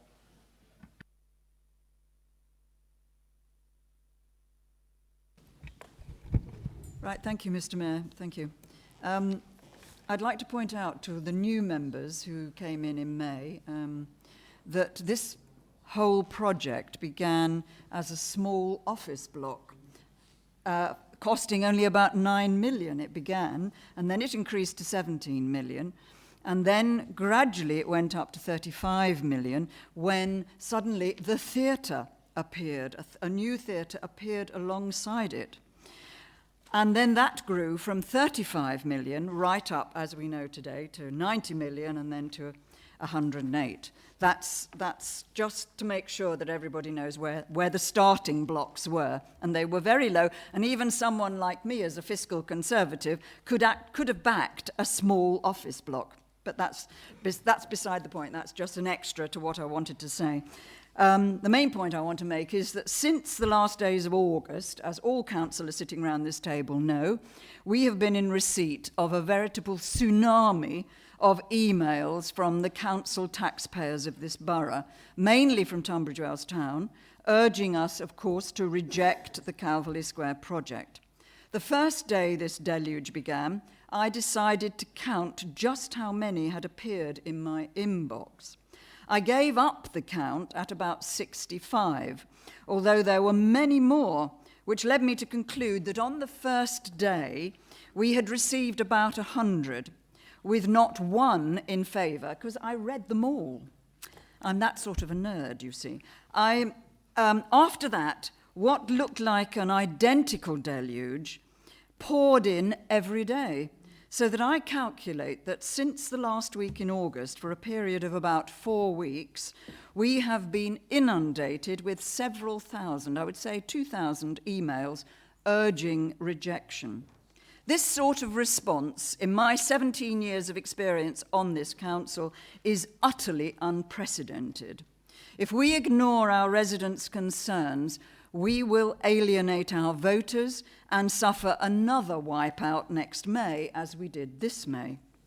I tried at first to read all these emails. Many of them were very long, but eventually I had to give up because I feared I wouldn't live long enough to get through them all. I was rescued when it became clear that the same format or template had been adopted by many correspondents. The points they were making, utterly valid, and in fact were the points that I had made previously in my own, what I had rehearsed in speeches in opposition to this project from its inception. Things like no mandate from the voters, excessive costs, lack of quantifiable benefits, serious harm to a beautiful Decimus Burton green space, the wrong design for the theatre, etc. Now, this is because I am a fiscal conservative, which is why I have spoken against it from the beginning, except when it was going to be a 9 million or even 17 million office block. I could have stomached that. And in my view, projects of this nature are best left to the private sector, which does seem able to bring them in on time and cost. Where the public purse is involved, however, such projects invariably overrun on both costs and time. We only have to think of HS2, don't we, and Crossrail. And now, of course, our own civic complex project that has gone up to 108 million. With not a brick or a breeze block having been laid. In the last few days, the flood of emails has somewhat abated and has abandoned the template and become more personal, with the effect that I have read quite a few of them with great interest. It is clear to me that many of our residents have more expertise and professional knowledge than any of us sitting round this table. One email came from someone who spent 5 years working in Her Majesty's Treasury, in a unit that monitored major government projects, and who clearly was an expert in risk management. Another came from someone who works in and is committed to arts and theatre projects, but notwithstanding that neither of these writers, for very sound reasons, could detect any benefits to the people of the borough in this project. The reports by our very own experts, which we have received over several years now, and which have been much lauded to us as being favourable for the project, when actually read closely, appear rather less so. The apparently favourable SIPFA report, for example, acknowledge that the interest we will be paying on the debt will consume 20% of our annual council tax take, leaving us very vulnerable in the event of an emergency. The theatre consultants were also worried about two major factors. First, that the borough and even its adjoining boroughs don't have the demographic to fill the new theatre, and secondly, and more importantly, that it is an out-of-date design, which means it is not a flexible space, not a multi-purpose flexible space that can be adapted for many different uses like conferences, workshops, dance studios, quiz nights, the count that we have in the current assembly hall, which is supposed to be not fit for purpose. I will finish by referring to the most spectacular, I think, of the emails, apart from the one that came today that my colleague here reminded me of, which is Angela Funnell's 37-page report, which analyses the refurbishment costs of theatres round the country, from Hull, Darlington, Northampton, Margate, etc. Hull Theatre, a listed building which I know well, had its interior gutted and several huge extensions added to it, including an enormous and utterly ugly fly tower, all for the paltry sum of 15 million, compared with what we are told a refurb of the Assembly Hall would cost us, which recently went up to 80 million. And also a pittance compared with what we seem to be prepared to pay for an inflexible space. Darlington's Hippodrome required only 11 million to reconfigure its interior for modern, flexible uses. We should all be looking at this or studying this report, I think, very carefully. At recent meetings in my ward, residents have made it clear to me that they share the concerns displayed in all the emails we have been receiving, but they mainly object on grounds of cost, of course. The voters of Cranbrook still stop me in the library, my default home, and the High Street to tell me they do not support it and are appalled at the expense of it, when with such sums as 120 million or the 170 million that was mentioned, we as a council could be building affordable housing for rent so that local people's children can live near them, which in itself, of course, would obviate the need and costs for social care, wouldn't it? So, yet again, I have to say I shall not be able to vote for this project, in that I have to consider the views of my residents, my ex-residents, as well as my own conscience. Thank you, Mr. Mayor.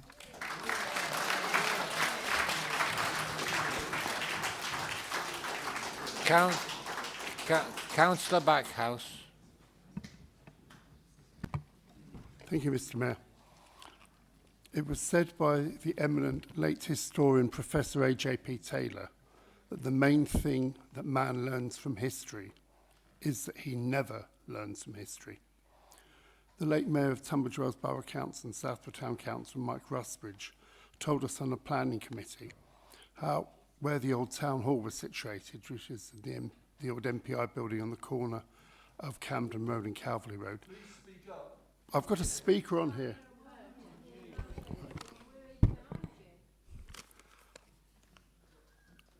The late Mayor Mike Rusbridge said that bits of masonry were falling off the old Tunbridge Wells, it was called the Royal Tunbridge Wells Council then, and in 1926 a proposal was ventured, the cost of some £200,000 to build a new town hall.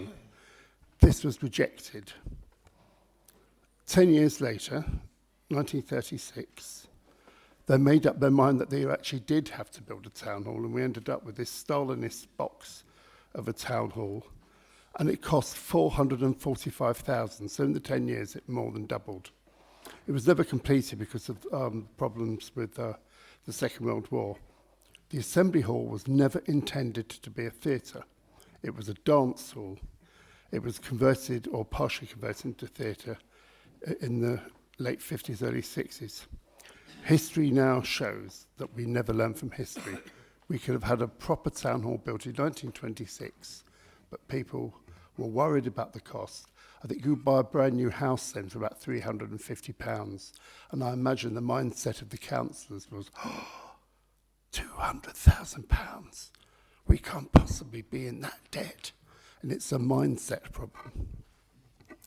This is a sanity project, not a vanity project, which has the backing of the RIBA and Historic England, and it will help promote Tunbridge Wells into the 21st century. We need to ensure that there are investments into the town from outside companies to ensure trade and employment in our future. The Marlow project in Canterbury was very contentious at the time, but the success of it has been endorsed, and the leader of the council told us when we had a visit there as councillors in 2017 that all the people that were moaning and complaining about it, particularly the political parties who objected, all claimed it was their idea in the first place. That's because it was a success. The businesses locally said that they had an enormous uplift from people visiting the theatre. The problem with this project so far as I'm concerned is that there have been so many misrepresentations that are not just a normal political hyperbole where a story is exaggerated or from a poor tainted source, but they are mendacious. I've attended various public meetings, and these are the kind of things I was told. The council are moving all the bus stops from outside Hoopers. All the trees in Calvary grounds are going to be chopped down. The grounds will be all concreted over. The fact that there's only a 2% impact on the Calvary grounds is a fact that's obviously conveniently that's concreted over, that fact. Moreover, they sent people to the businesses adjacent in Mount Pleasant, and they scared local shopkeepers who, because the council were obliged to mention that they were going to do a CPO on the rear of Hoopers, trying to tell them that their businesses would all be closed down or they'd be bought out. The CPO report completely vindicated this. I attended the CPO report, and it came out and it said the people that were complaining, their complaints had no merit. And that was the actual quote from the gentleman that conducted it. Mendacity is no substitute for rational planning. This plan, which will hold over 400,000 into our town, is being thwarted by the same mindset from the 1920s. Retail is fundamentally changing. No one quite knows where it's going to go. And we need to include leisure and tourism into Tunbridge Wells to make it an attractive destination for tourists. British Land bought the Royal Victoria precinct when we were very suddenly told, sort of like overnight, that the British Telecom Pension Fund, which was run via Hermes, they were going to withdraw all their money from retail. And we were very fortunate. We went from being told we might have to find over 100 million to buy the place to British Land buying it. And British Land came here specifically to address all the councillors who could attend and explained why they invested in Tunbridge Wells. They reckon we were the 18th most worthy town to invest in. They showed us a graph, well, basically it was a map, and they had a 360-degree circle, and they showed you how Tunbridge Wells, with a 30-mile radius, Tunbridge Wells was going to attract people from virtually the whole of Kent, parts of Sussex, a lot of Surrey, and parts of the outskirts of London. They're all very wealthy people. British Land would never have made that investment in our town if they thought it was going to be wasted. And they actually told us that one of their decisions was predicated on our Calvary Square development. It's the same with the Belvedere project over the road. They've told us in various times, we're investing our money into Tunbridge Wells because you've got a forward-thinking plan. It's an inconvenient truth that the business community locally and nationally have always understood the Calvary Square to be pivotal in the role of the 21st century, whereas a lot of people with the mendacity that's gone on have been told it's the end of the world as we know it. When or if this project goes forward, we'll all benefit from a massive investment in our town, which will be much needed in these uncertain retail times. The Times of Tunbridge Wells has listed many investors such as British Land and Dandara who are attracted to invest millions because of the forward thinking. The business community welcomed this project. Another historical paradox from the Italian philosopher Lampedusa says, for things to remain the same, everything has to change. It sounds like a paradox, but it means you do have to continually update and move forward. Tunbridge Wells has to face up to this. I hope it will not be another 10 years. I may well be dead by 2029. Our younger members will have to face up to the failure of this generation of their imagination and vision for our town. Thank you, Mr. Mayor. Councillor Hamilton. Thank you very much, Mr. Mayor.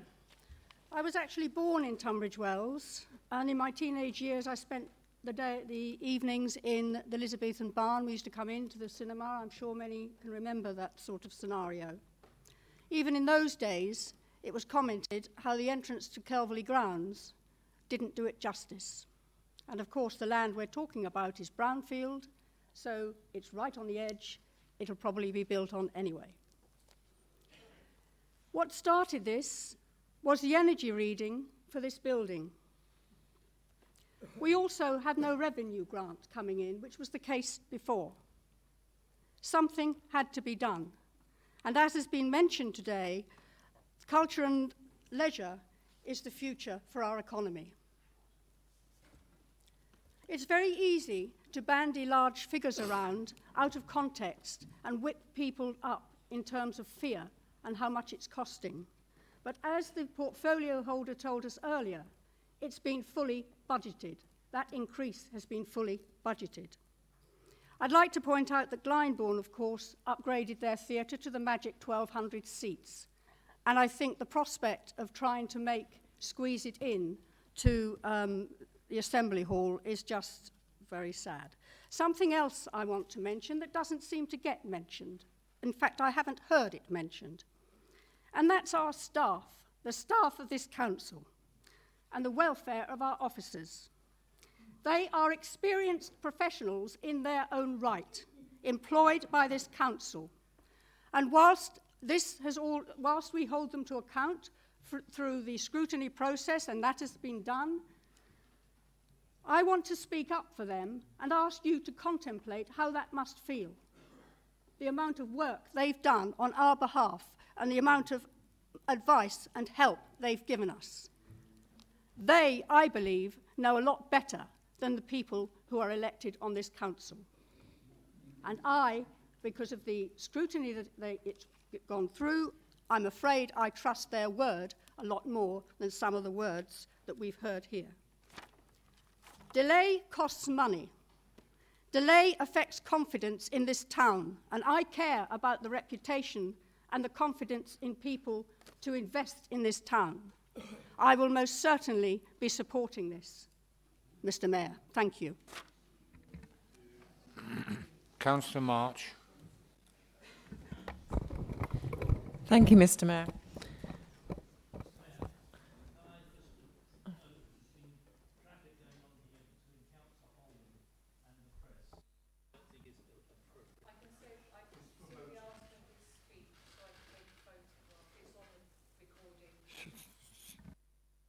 The rules are that there shouldn't be anything during the debate. If it persists, I'll have to ask somebody to leave. I've given a warning.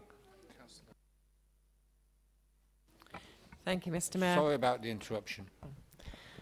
First of all, I'd like to thank the speakers from the members of the public who spoke with great passion earlier. I don't always agree with all of the comments, but I think they have a right to say what they wish. And I'd like to address one or two of those points, and also some of the points that I've heard over the last 6 months. One of these things is I've heard people talk about we shouldn't be providing theatre for the middle classes. Well, actually, if you are middle classes and you have disposable income and you have time, then you can go up to London and to the theatre just when you want to.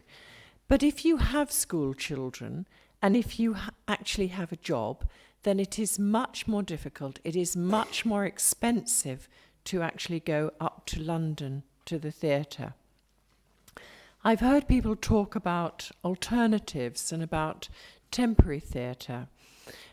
Just one of these, and the pop-up theatres and the cost of them. The Geneva is one example that is closest in scale to Tunbridge Wells. This pop-up theatre, temporary theatre, cost £9 million.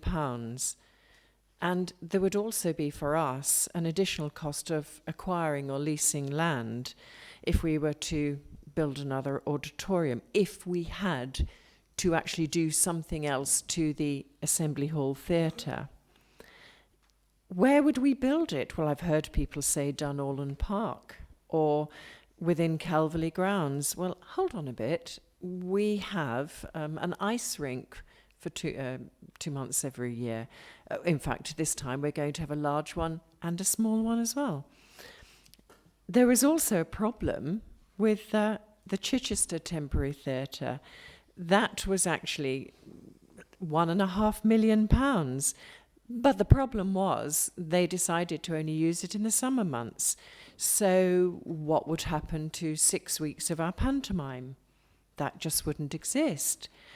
The Royal Tunbridge Wells Symphony Orchestra, where would they go? Where would Twads go? They have, as has been suggested by one of the experts, looked at the Angel in Tunbridge. That only has 850 seats and actually not enough backspace for an orchestra.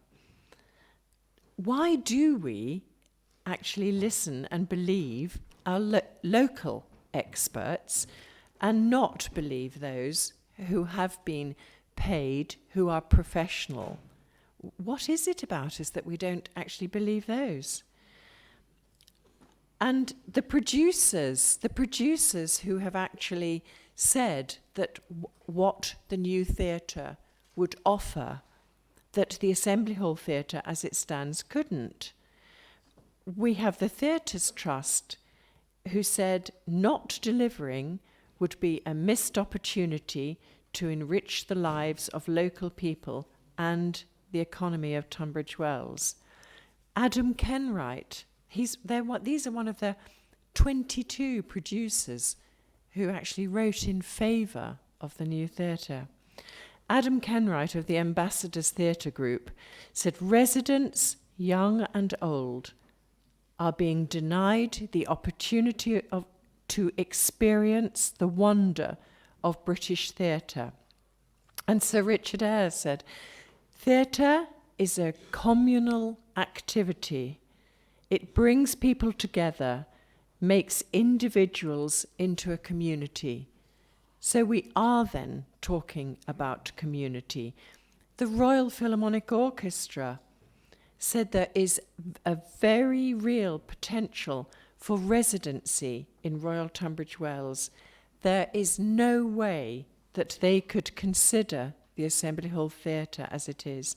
Even a revamped version wouldn't be good enough. The other thing that people have mentioned is about another theatre here already, and the Trinity. We work very closely with the Trinity. The Trinity cannot be considered as something that will stand on its own. It will actually, it is a studio theatre. It is very specific. And it works with the any new theatre. The sort of workshops and community groups and outreach that we do is extensive. I've picked up something today in the Skills Fest, actually in the Assembly Hall Theatre. This was one of the 5 days that the flat floor is put in use. This was the Sherwood Youth Drama. It's a free arts provision open to all young people aged between 8 and 16 living in the TN2 postcodes. That is something that we do. We make a point of doing things with the community. Our actual, in 18 and 19, our community subsidy, which is the discount from the commercial rental that has been granted to community groups such as Twads and Royal Tunbridge Wells Symphony Orchestra, was nearly £116,000. The total number of participants in our creative learning programme, so it's not just children, this is vulnerable people as well, 1,120. That's a lot of people that we've been helping. Again, it's all part of the community that we will be continuing with. And to just answer one or two of the questions about the theatre budget, this is up to the end of August this year. The Assembly Hall Theatre is ahead of budget and it's on track for remaining within the agreed subsidy. And the subsidy, this actually funds fixed costs, variable costs, and also the shows. We've heard about different management models. And Bonner Keenlyside have said, yes, there are different management models that we could follow so that actually we don't have to have such a huge subsidy in the future. But these will have to be explored. We could enhance the current management model. We could look at an independent charitable trust, or we could look at commercial management. But these are all ways to make a new theatre work. And remember, we can't do it with an enhanced Assembly Hall Theatre. It is not big enough, and it is not the right offer. Thank you, Mr. Mayor. Councillor Hill. Thank you. Diane Hill. I would like to thank all the officers and councillors for their hard work and their commitment to this project, whether they support it or not. I think we all agree that we need to move on with this. We owe it here to the staff in the town hall. The uncertainty is not good for morale, and we owe it to the residents who elected us to represent them.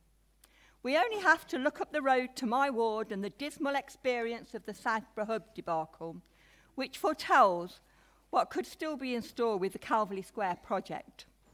It is a story that involves Tunbridge Wells Borough Council as one of the 3 councils managing the Hub project. There was overwhelming support to keep the RVH and construct the hub around it.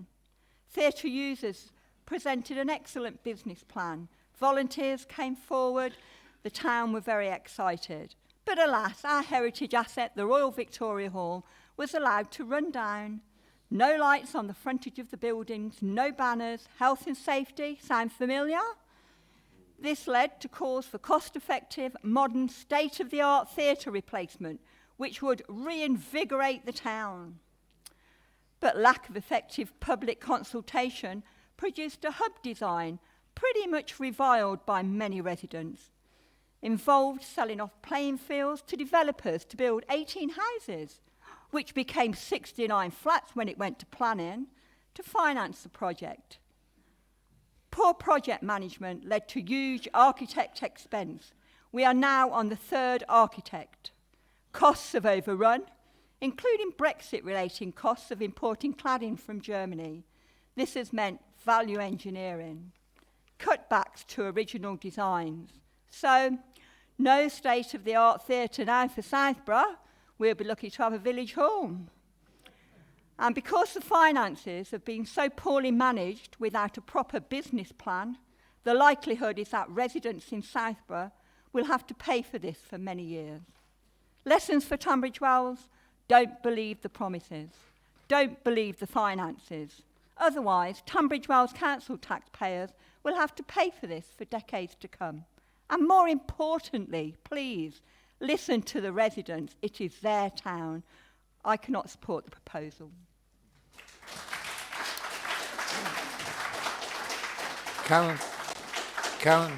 Councillor Dawlings.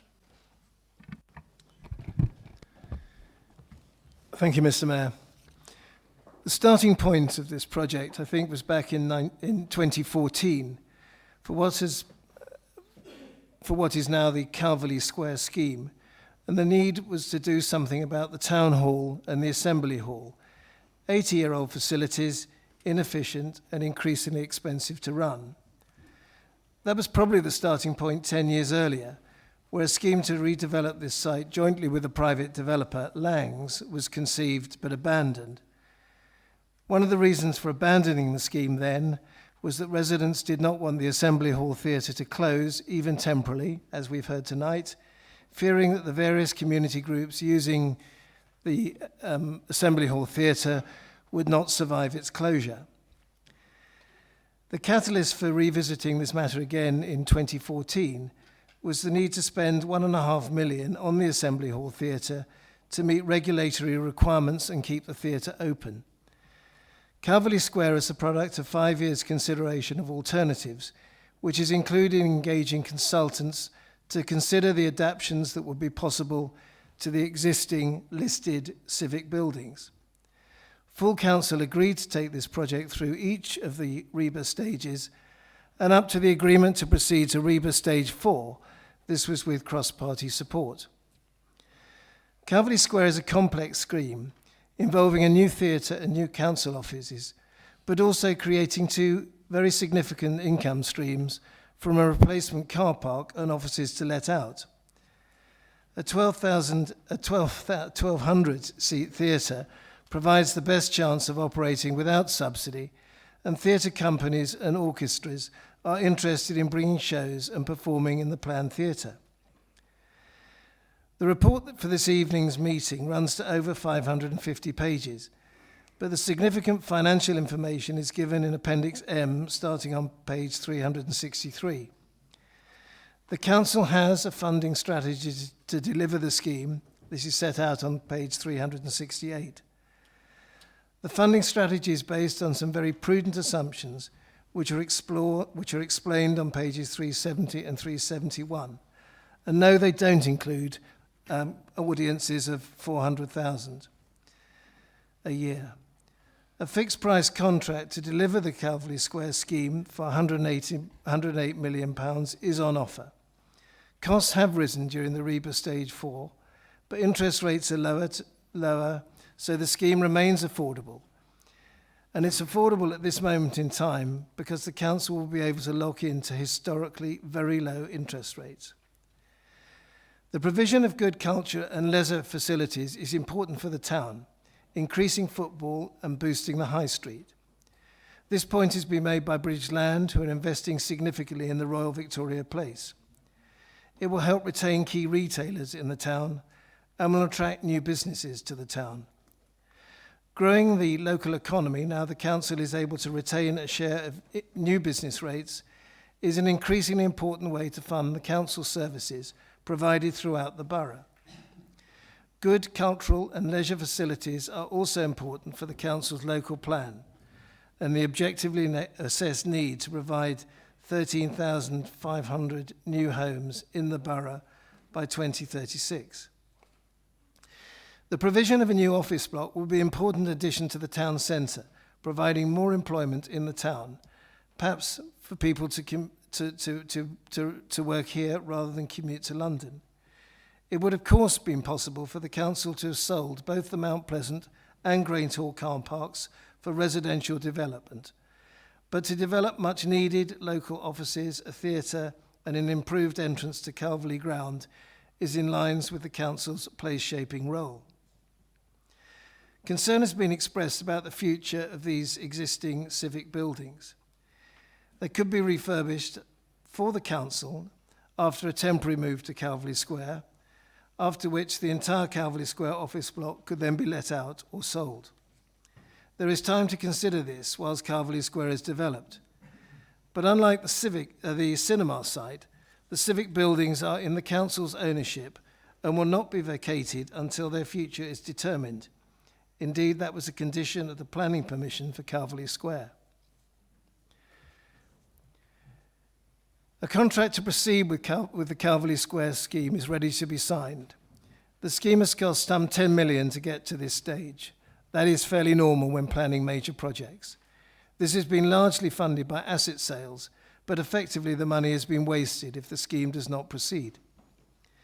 If full Council decides not to proceed with Calverley Square, the starting point of needing to do something about the Town Hall and the Assembly Hall will remain. There is no option, as we've heard already tonight, that will not involve very significant expenditure and therefore borrowing. And the scope to do that may be less if interest rates have risen and without the planned income from the Calverley Square scheme. I fully endorse the recommendations in the report. Councillor Bruno. Thank you, Mr. Mayor. There are a lot of very well qualified members of the public in this borough, and this is now the time to consult and discover these gems in our communities. The working group and invited Tunbridge Wells experts can now consider an arts and culture strategy that really delivers social and local benefit for the community, inclusive of all, whilst being financially viable. Tunbridge Wells Alliance has insisted from the outset that transparency and ethics must be at the top of our agenda when making decisions that will impact the whole of Tunbridge Wells, including the rural communities. Councillor Hayward is heading up, and I am a member of the new Overview and Scrutiny Working Group to better the communication and engagement with the public, because at the end of the day, we are all accountable to the good people of Tunbridge Wells. We should now look at this opportunity to strengthen the alliance between council, retailers and public. And this can be done if this project is stopped and trust restored. Thank you.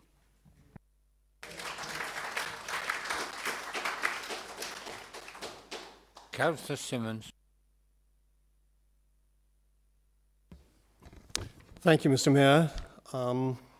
I guess this civic project is our own little Brexit. It's divided parties, it's divided councillors, it's divided residents, and maybe even has divided families, for all I know. But first, I think I would like to commend the leader on his decision to reach out to other parties in an effort to reach some sort of cross-party consensus. And I'd also like to congratulate Councillor Scott on his courage in bringing in an independent chairman and panel to review the project. And the panel and the panel chairman have come up with some useful recommendations that are probably worthy of serious consideration. It's rather a shame it wasn't done earlier. Some councillors may recall that at the end of REBA Stage 3, Councillor Holden and I put a proposal to Council to propose to do precisely the sort of review that's now been happening. Sadly, that was defeated, and we moved on to Stage 4. But better late than never. Now, I know many of my colleagues honestly believe that we should immediately proceed with this project in its original form, and I know they hold this view out of genuine conviction, not as is sometimes suggested, they're just saluting the flag and following the instructions of the leader. Those days are over. And I completely respect the sincerity and integrity of their views, even if I don't agree with them. But there's no disagreement across all of these chairs about the need to find an appropriate and cost-effective way of revitalizing Tunbridge Wells town and borough. And you know, I might even be persuaded by my colleague's point of view if I were convinced that the newly inflated cost of £108 million would not increase beyond its current level, even though the majority of all construction projects overshoot their estimated costs, just as we've seen with the Amelia very recently. And if I accepted that the PWLB interest rates would not increase from their current forecast level when we start to draw down funding, and if I believe that the heroic audience figures that are projected for the new theatre were actually going to be achieved, and if many of those high-profile production companies who have recently come out of the woodwork to public support the project were to actually back up their words with actions, and therefore, if as a result, the projected annual subsidy of £250,000 a year for the relatively short period to break-even point were to be achieved, and the theatre did not become a hole into which we had to continue to pour subsidy, and if the putative financial benefits to the community as calculated by the Shallout formula, an algorithm produced for the Arts Council in a more benign economic climate, were to prove valid in a post-Brexit UK economy, even if there were a robust method of accurately measuring these effects, And if I accepted, the KCC were definitely going to cough up the proposed £5 million grant. And if I believed that the suggested £3 million of fundraising was going to be successfully achieved, and if I was convinced that our existing civic complex would not remain an undeveloped eyesore in the middle of town like the cinema site, then I could be persuaded to lay these reservations aside and vote to proceed to REBA Stage 5. But, and most importantly of all, if and only if there was clear evidence that the majority of our residents wished us to proceed, and there is no such evidence. Many of you will know that in 2017 I conducted my own survey in my own ward with the majority of residents indicating they oppose the scheme. This was followed by Councillor Williams in his ward with a similar result. Tellingly, the council did not attempt any broader test of local opinion, but our findings were dismissed by the previous leader. We were told that we had only picked up the naysayers, and there was a silent majority who supported the project. Well, the silent majority finally spoke last May, right across the borough, but most obviously in Spelthurst and Bidborough and in Park wards, with devastating results for our party. So clearly, it's perfectly clear there's no mandate for our residents to continue as is.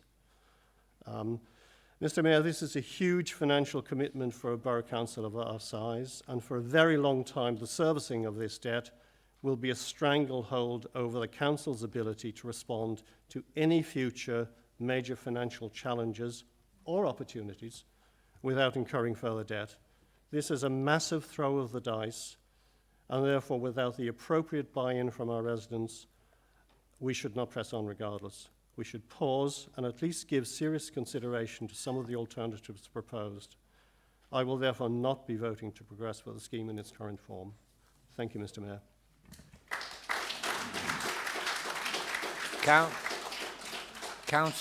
Councillor Neve. Thank you, Mr. Mayor. It's quite appropriate that I speak next because I think I might just be following on some things. Excuse me, I'm no Richard Williams or Mary Harris. I don't do shorthand, but this is some of what I've been writing this evening, and that's not everything. I've got great concerns with it I've written here, I've heard some good things, some negative things, some accurate things, and some misleading things. So if this goes down, what do we do next? I did read Angela Funnell's notes, and I wouldn't say notes, they were more than notes. And in fact, it was so readable. In fact, I did read pretty much every word. In fact, I went back to some bits twice. And I think I've been saying, or consistently saying, we do not need a fixed-seat theatre. Many theatres in London are changing to flexible space. We are a regional town. We're not Canterbury. We haven't got a cathedral. But there has to be, or there is an appetite to do something. So if this goes down, what next? Well, in my humble opinion of only 30 years on the council, and I do note it was 1937, sorry, not 1936 when we built this, or started, and the library never got finished till 1952 because the war interrupted. But I think possibly if this goes down, the next step should be, and I think the independent panel had things right and we should listen to what they were saying, I personally would think, well, the town hall is terrible, sell it. Build the offices in Mount Pleasant Avenue, which gets us an income as well as space for our officers. But don't go with the underground car park and waste £20 million. Redesign, remodel the Assembly Hall, and possibly include buying the police station. Now, if you do that, I would also then suggest you expand or increase the capacity of the Great Hall car park. So far, I don't think you've touched much of Calvary Grounds at all. You've spent less money, You've still got your offices. You've still got your flexible space Assembly Hall Theatre. And I think that should be explored next. And I dare, God forbid, that if all this does go down, that planning permission is put in to build blocks of flats on the other parts of Calvary Grounds, now designated building land. So I'm afraid I did say there was some good, some negative, some accurate, some misleading. Unless I'm convinced by any more speakers, I should be abstaining.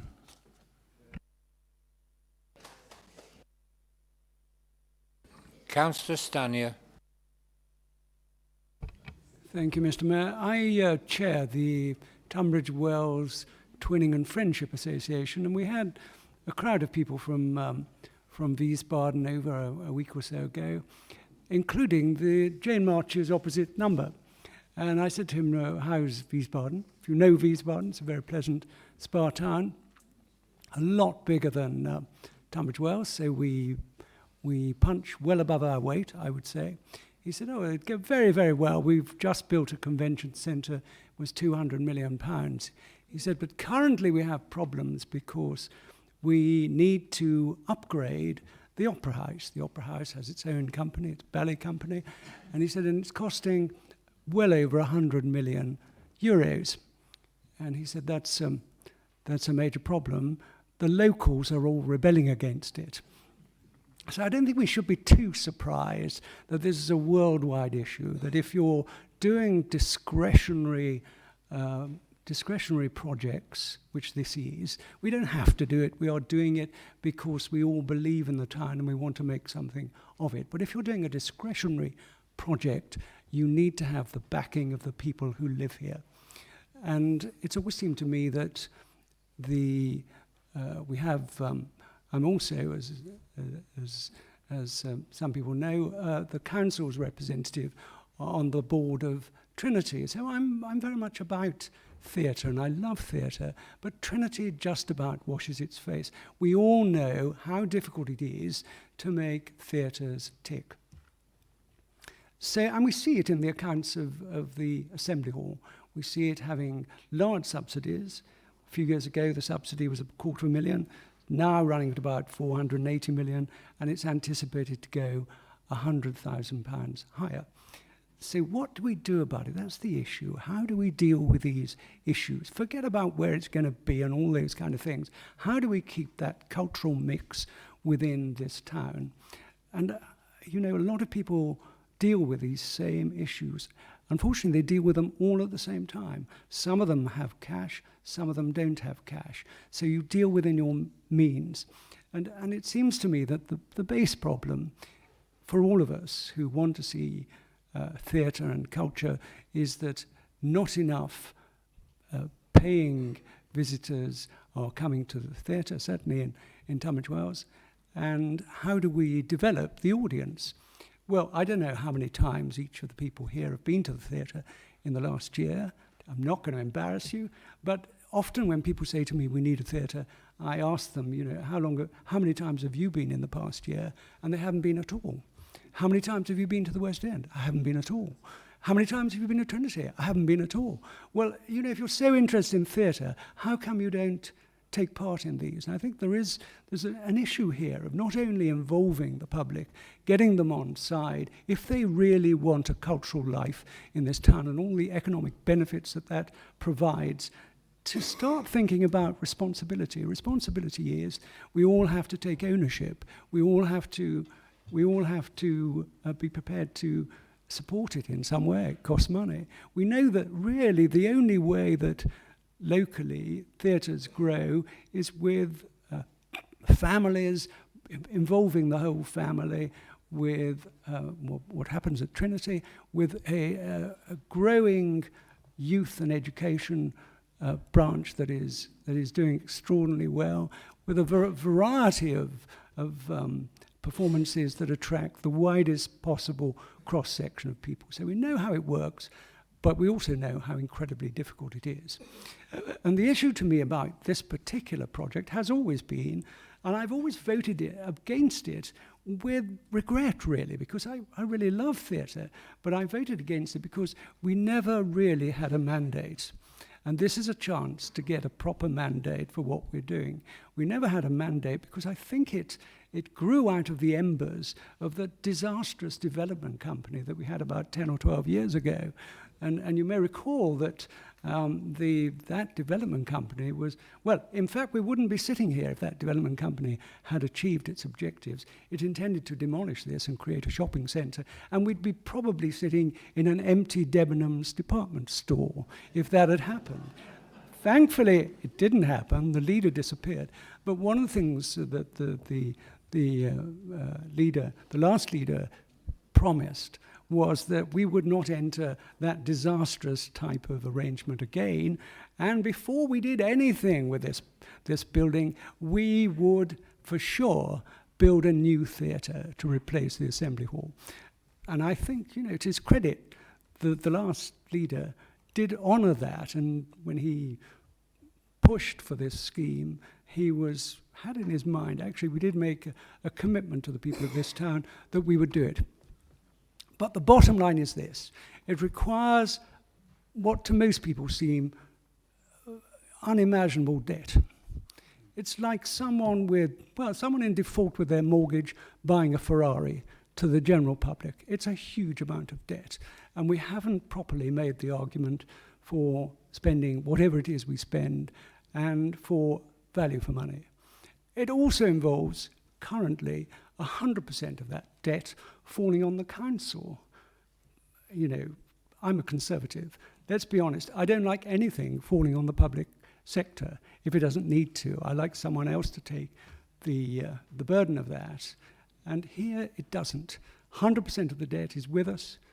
We've already spent, as part of our commitment, something like £10 million because we don't have the expertise within the council to develop the plans to a state where you can get them costed. So, there are massive debts here. There are massive costs involved in doing any of these things. And we must be ultra careful that we have people understand what is involved, that they are serious about supporting the arts and about culture, and that they will support us. So I don't think I can support this tonight, but with a heavy heart, and I very much hope that it will develop a proper debate with the public with no timescales that can develop something that we can afford, which we can share, hopefully, with other people so that we're not bearing the whole of the debt, and which will go on for many more years. I have no other registered speakers, so I'm going to ask Councillor McDermott. Thank you, Mr. Mayor. Firstly, can I congratulate all the speakers? Wait, just a second. Is that a point of order or a wish to speak? I wish to speak, Mr. Mayor. Okay, I'll allow these two, but you have left it very late. And I'll allow Councillor Chaplow to speak first. Thank you, Mr. Mayor. Thank you, Mr. Mayor. Councillor Dukes liked to remind me that I would be the only councillor in 50 years' time that would see the debt paid off for Calverley Square.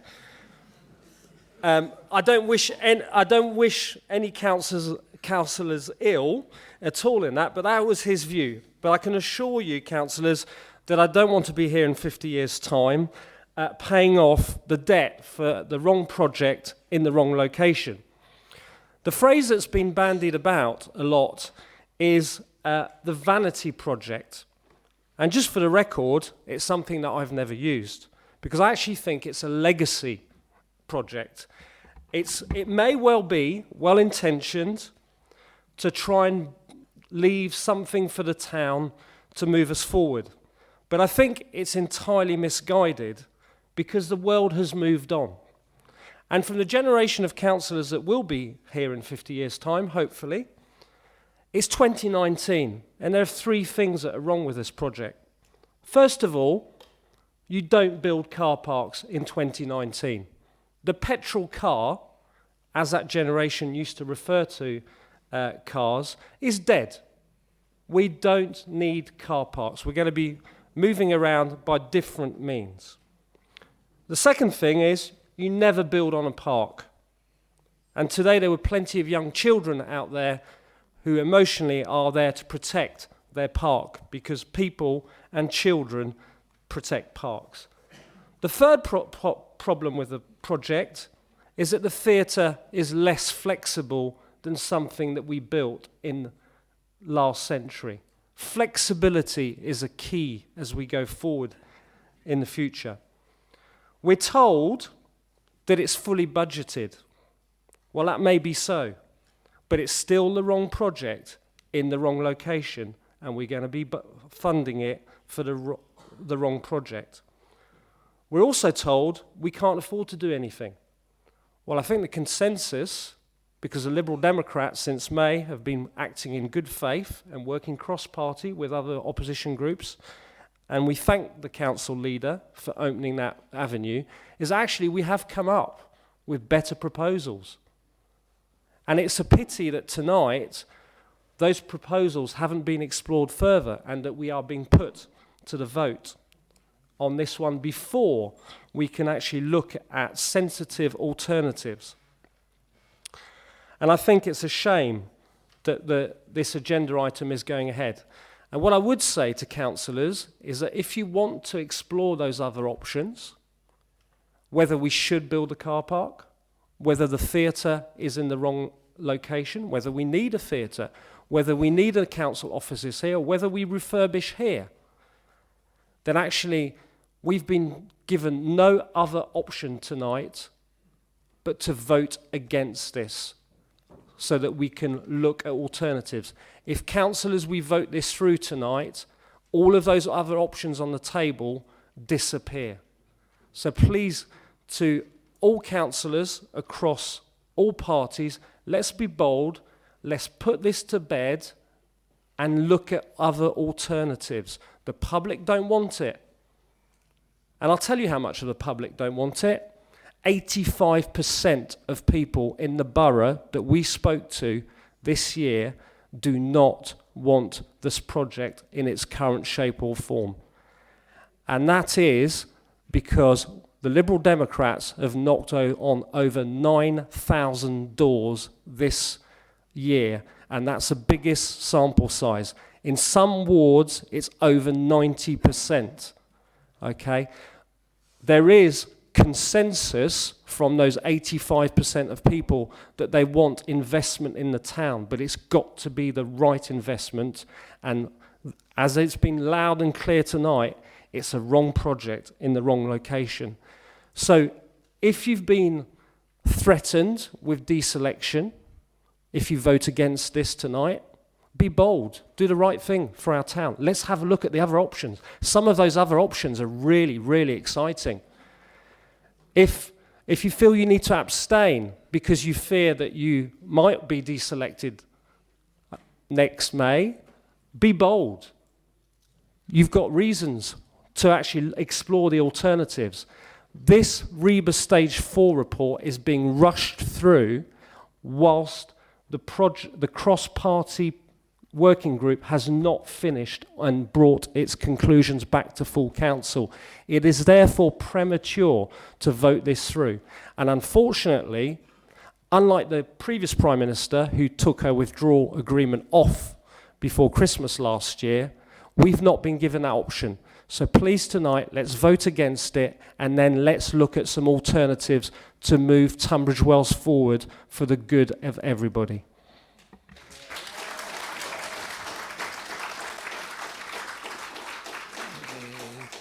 Councillor Atwood, and then it will be Councillor McDermott.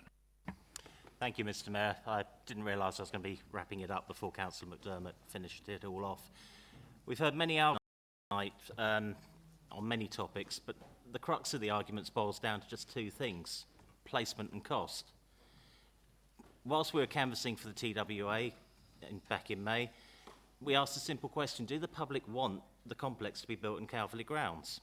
The answer, as you well know, and as Councillor Chapelard has also mentioned, was a resounding no. So what are the alternatives? Do we do nothing? We've already discussed that. That's not a good option. The borough needs rejuvenation and can't be neglected. The town and traders are failing fast and they need our help. The second choice, strip the project down to its separate elements and have a rethink. Space for office and retail is available on the industrial estate, either in existing units and sites or in custom-built units to be built in the future, as we've mentioned. The Assembly Hall can be refurbished at a reduced cost or modified for the extra cost, although this would bring the total almost back to the original projected outlay for the Calverley Square Theatre. Or, the third choice, go against the public will and build on the listed park. Personally, I'd rather the second option with the refurbishment of the public roads outside and retaining our listed town hall and assembly hall. I firmly believe that this will become the jewel in Tunbridge Wells' crown and making us a destination town again. The second argument is just the sheer physical cost of the project. As a council, we're looking at borrowing £80+ million, and this will put us at the maximum of our borrowing potential, leaving us no financial room for any improvements for many years to come. If we've maxed out our proverbial credit card for the years to come, what happens when we need to fund a new community centre or the village hall? Will we go without? Or will we cut services and go on efficiency drives to the detriment of the people that have placed their trust in us to cover the cost of something those people didn't want in the first place? Northamptonshire Council effectively went bust last year when it invested just £50 million on new offices, rebranding and outsourcing their services. Does that sound familiar? We've been told that people will definitely come to the theatre, the offices will be filled with workers, and the complex will be subsidy-free after 6 years. That's great if it holds up, but realistically, the physical economy is shrinking. Brexit is coming, and no one knows for sure what the future will hold. Costs will likely go up, as they already have by 50% in the last 2.5 years. With this project, we're putting all our eggs in one basket, hoping that Mace come in on time and on budget, that the economy post-Brexit will boom, and that we can do all this without passing the financial burden onto our taxpayers. There are alternatives to the project, so let's look at them. They spread the focus around the area of the town, they don't chew up a listed park, and they do make use of existing buildings. Thank you.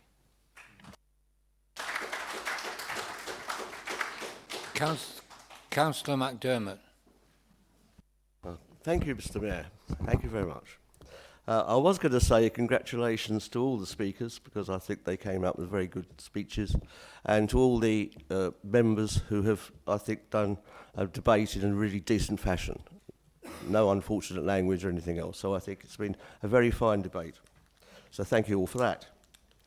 Unfortunately, there are consequences of refusing. No one's actually mentioned them, so I'll come in with them. Firstly, there's the cost of turning it down. We already know about £11 million, which is what we've already spent. Unfortunately, if we turn it down, as it's been mentioned quite recently, we have to do something else. So we have to do something else with this building and the Assembly Hall. Well, this building and the Assembly Hall, at a conservative value, is going to cost about 50 to 60 million.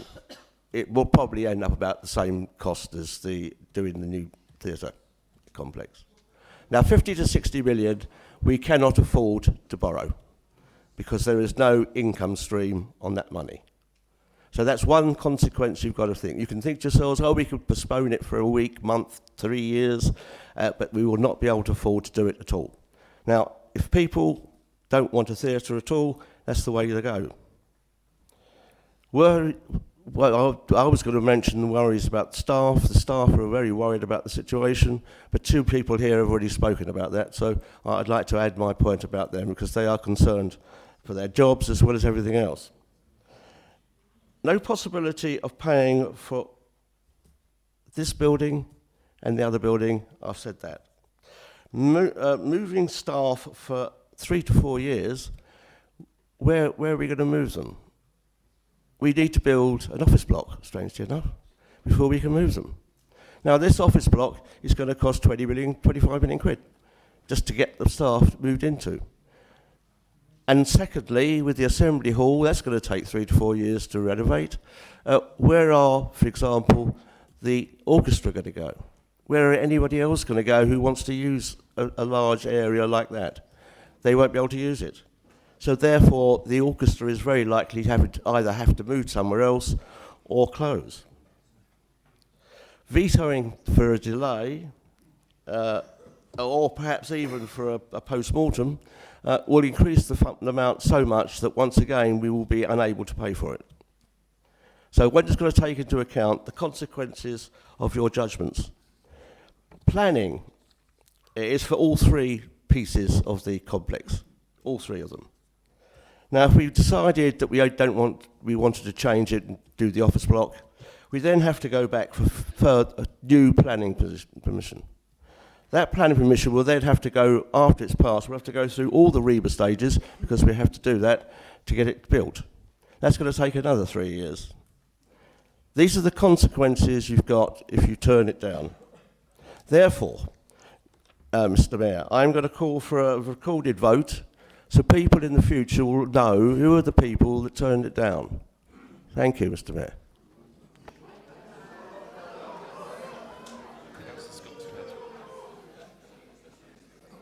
A recorded vote has been asked for, but before we get there, Councillor Scott, I believe you have the right of reply. Thank you, Mr. Mayor. I think the most heartening thing that in this debate is the fact that there are a lot of people here who are very concerned and very believe in this town greatly and want something to happen. And I found that as well, that when we actually formed the three elements that I was very keen on at the last couple of council meetings, we agreed that we proposed to have a cross-party group which has worked well together. We also agreed to have an independent panel which has done some superb work and fed that in. And we also started in the process of a councillor conference, which I think will take a couple of years to actually complete, but I think it's an important element in actually understanding the direction of this town for the future. So 3 great groups that were started. In fact, I insisted that the word engagement was actually included within my title, my responsibilities, because I feel that that is an incredibly important thing, and certainly very pleased that the Overview and Scrutiny Committee have a working group with that in mind as well. It is certainly something very close to my heart that I want to actually make sure moves on. And I think these 3 committees that were, 3 programs that were set up at the beginning of this council sessions are important elements in actually achieving that and moving forward to broader engagement elsewhere. I'd certainly like to echo a lot of the consequences that my fellow councillor, Councillor McDermott, has just made. Ultimately, it comes down to a question of if we postpone or we push this into the long grass, how far away is that decision? How long will it take? And what are the potential consequences? To me, actually taking that step and looking at redeveloping this site and redeveloping the assembly halls for these purposes is likely to cost considerably more and have high risk. Everybody knows that when you actually redevelop any building, it always costs an awful lot more because you find an awful lot of problems compared to building something new. We now know that we have the opportunity of a fixed cost contract. We have included in that fixed cost contract many of the risks of that contract. So the additional costs of materials, the additional costs of people, the additional, so many of the additional costs there will be included in that fixed cost. We couldn't even consider doing that with the Amelia Scott building. Now, I totally support the Amelia Scott building. It is a risk because it's a building that we are trying to revamp. We have tried to ensure that all our costs are in there, and we have that to deal with. I'm sure we'll actually manage that well. Here we have a significant cost for the development of Calvary Square. That is a fixed cost contract, very different from most of the other contracts that have been mentioned earlier. I think that Councillor, I'm really pleased that Councillor Chaplard has now actually said he wishes to explore the options. That certainly wasn't the case in May and June, when he wanted to close everything down at that point and not even discuss the options. Sorry, that's incorrect. Certainly the votes there were very much to cancel and not consider anything as far as that was concerned. There was a mention of Knights Park, the offices there. Yes, I have gone and met the developers at Knights Park, and in fact, actually, the cost per square foot is remarkably the same as the cost per square foot we are estimating for the own offices here. It sounds that we are being underestimating our value per square foot in Calvary Square. In fact, it's likely to be of higher value, higher income. And the same goes with so many of the other aspects of our estimates. In fact, when you actually look at all of the components of our budget, we are actually doing better than we had allowed us to assume. Each of those estimates were all done on a very prudent basis. We find that we have actually received more in terms of the additional rates, business rates that came in. We're finding more in terms of the various other services that we've included. And also, when I looked and delved into the detailed analysis by the Barnard Keenside reports, then in fact I took apart the spreadsheets, redid the spreadsheets, re-looked at the numbers, and did all of those in very much in detail, and found that in fact actually they were typically the costs were higher, estimated as higher than what is likely. There was a large amount in there for marketing, etc. in the future.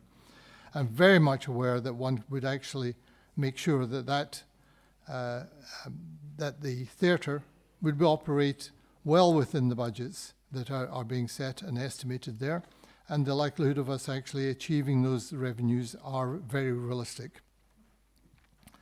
So we are left with the risk of stopping and looking at the alternatives. That will take time. Hopefully it won't be the 10 years of yet another cycle that we might go through. Hopefully we'll do it in perhaps 5 years. But even if you start in 5 years or 3 years' time, it still takes you, it's taken us quite some time to get through planning. It's taken quite some time to get through each of the REVA stages. We will have to do those again. They cannot be transferred, easily transferred. All of those things will have to be done again. That will cost another 10 million of whatever you happen to do, and on top of any inflations. So in fact, actually, you're looking at a considerably higher cost, whether you actually come back and at that stage do the Calvary Square project or a modification of it, or do something here. It will add to costs, and it will add substantially to risks. The only option that I came down to is really to proceed with this.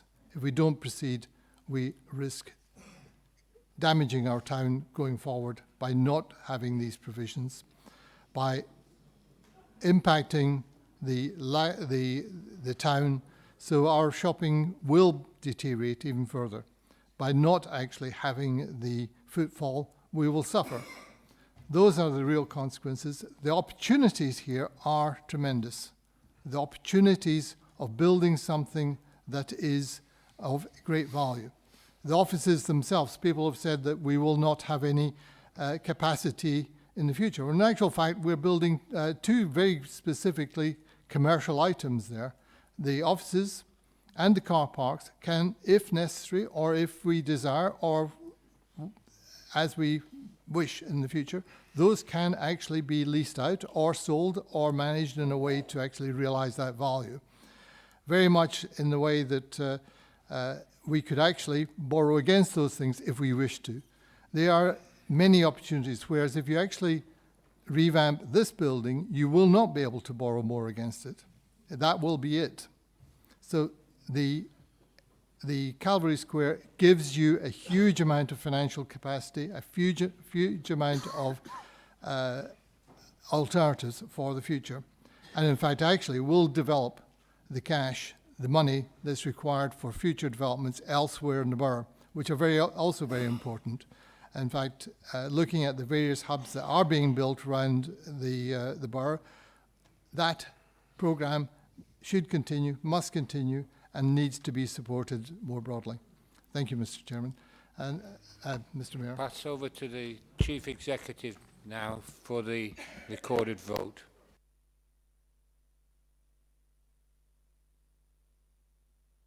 Sorry.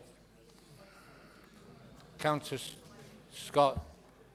Mr. Mayor, I asked for recommendation 1 to be taken separately and all of the other recommendations to be as one after that. I will accept that. Mr. Mayor, point of order, if I may. My understanding is that the recommendations have to be taken as one block, and that when other councillors have asked for recommendations to be taken individually, that was refused. So could we have some guidance, please, on whether what Councillor Scott is proposing is correct, please? I think it's at the Mayor's discretion, but I will take legal advice. Thank you. Absolutely, Mr. Mayor. It's for you to determine, and there have been plenty of occasions where we've broken recommendations down, and you've accepted that. Sorry, Mr. Mayor, could I make a point of order? Doesn't 13.7 also play a part here? Could I have some clarity on that, please? Yeah. 13.7. Mayor, Council Procedure Rule 13.7 deals with alterations of motions.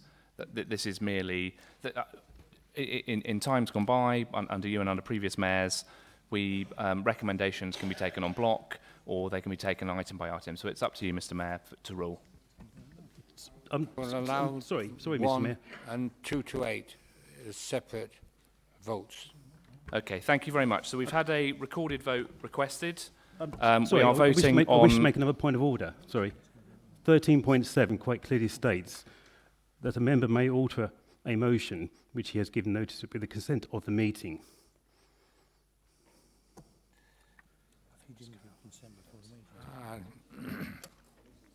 I don't understand the point you're making. My legal advice is to proceed with the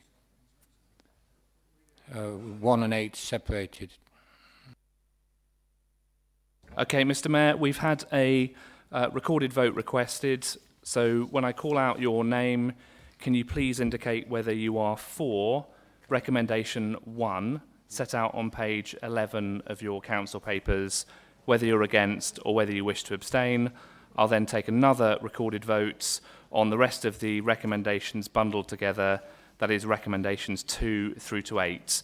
Now, because the meeting is being recorded and broadcast, and because the microphones won't pick up individual votes, I'll repeat what members have said after they have indicated their vote. So, Councillor McDermott, we're taking a recorded vote on recommendation 1 on page 11. Are you for, against, or do you wish to abstain? That's 4. Councillor March? 4. Councillor Dawlings? 4. Councillor McConaughey? 4. Councillor Scott? 4. Councillor Holden? Against. Councillor Woodward? 4. Councillor Mrs. Cobbold? 4. Councillor Fairweather? Against. Councillor Dr. Hall? Against. Councillor Noakes? Abstain. Councillor Bland? 4. Councillor Ms. Palmer? Abstain. Councillor Hamilton? 4. Councillor Bailey? Councillor Mrs. Thomas? Abstain. Councillor Barrington King? Abstain. Councillor Backhouse? 4. Councillor Williams? Abstain. Abstain. Councillor Simmons? Against. Councillor Mrs. Soiker? 4. Councillor Stanya? Abstain. Councillor Rands. Against. Against. Councillor Hickey. Against. Against. Councillor Funnell. Against. Councillor Poyle. Against. Against. Councillor Chapelard. Against. Against. Councillor Ellis. Against. Councillor Lidstone. Against. Councillor Morton. Against. Councillor Warne. Against. Councillor Atwood. Against. Councillor Bruno. Against. Against. Councillor Hayward. Against. Councillor Willis. Against. Councillor Pound. Against. Against. Councillor Everett. Against. Councillor Hill. Against. Councillor Lewis. Against. Councillor Neve. Abstain. Councillor Atkins. Against. Councillor Podbury. Abstain. Councillor Scholes. Against. Against.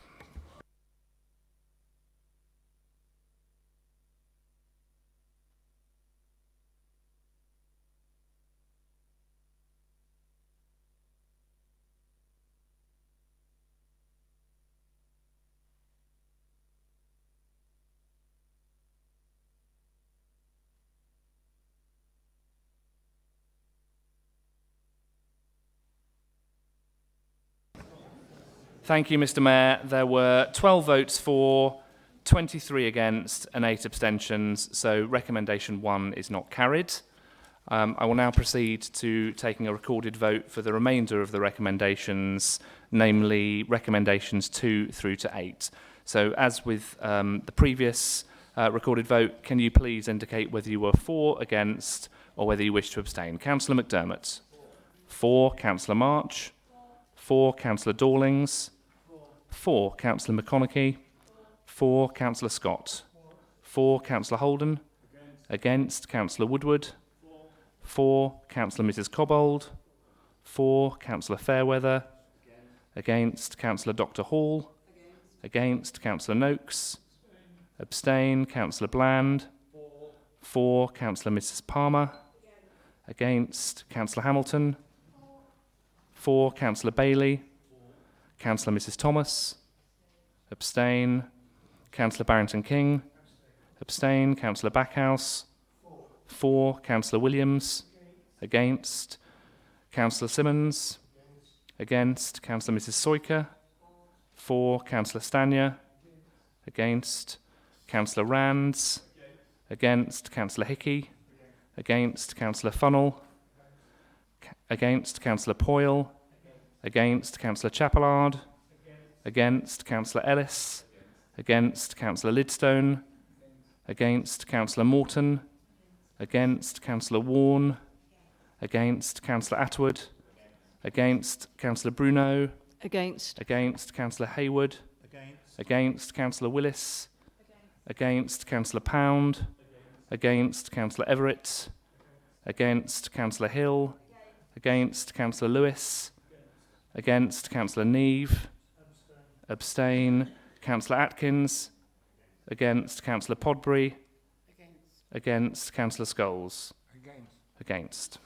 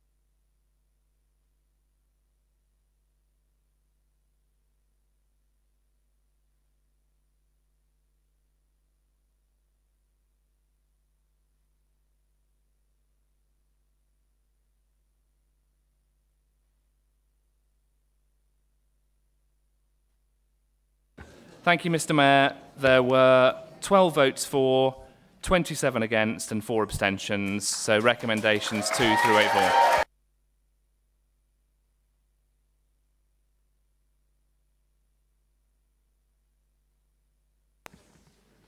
Am I going to ask Everett? Councillor Scott. Councillor Scott. Thank you, Mr. Mayor. I would like to ask for a motion without notice. I do have a second.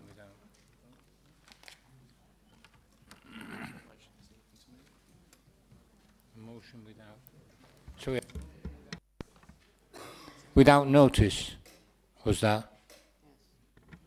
That's correct. What do you want to move? The motion is that the full council recognises and supports the workings of the cross-party group to date and asks that it continues its work specifically to examine the business case and other aspects for options for the 4 key sites owned by the council: the Town Hall, the Assembly Hall, Assembly Hall Theatre, the Mount Pleasant Car Park and the Great Hall Car Park, together with the other sites which might become available.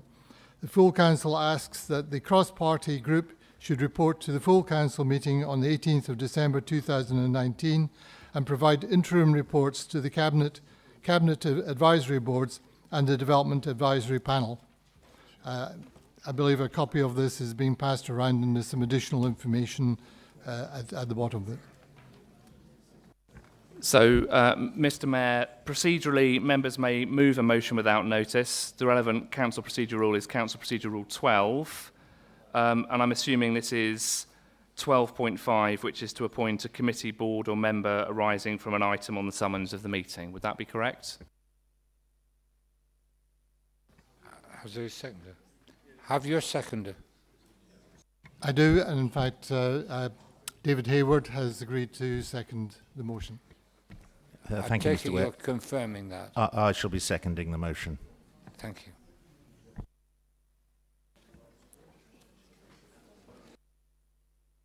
I'm just allowing a minute or two for people to get the paper.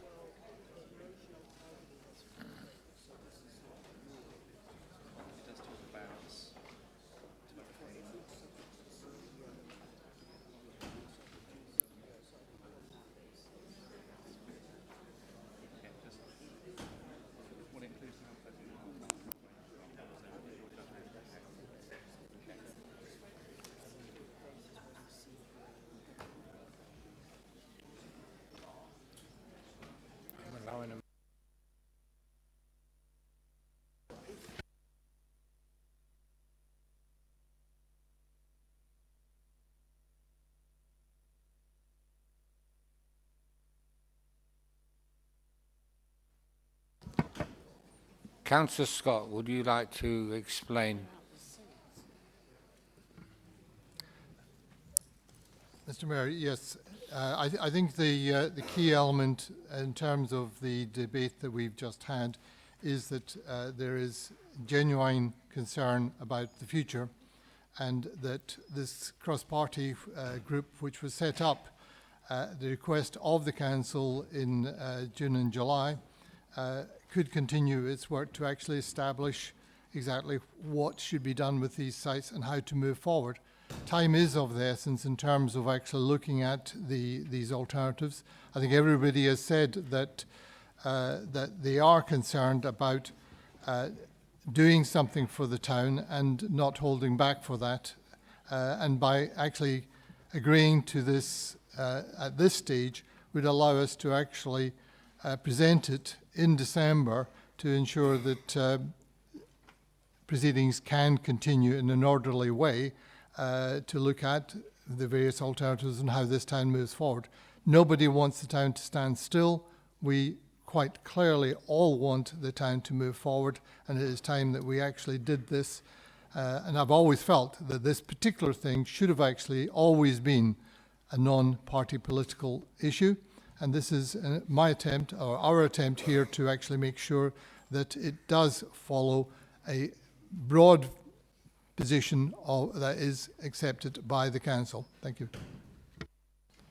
Councillor Hayward, would you like to speak now or reserve your right? Reserve my right, thank you, Mr. Mayor. Point of order, Mr. Mayor. Point of order. Yes. And my understanding is that a motion without notice, as we discovered 2 weeks ago, is without debate.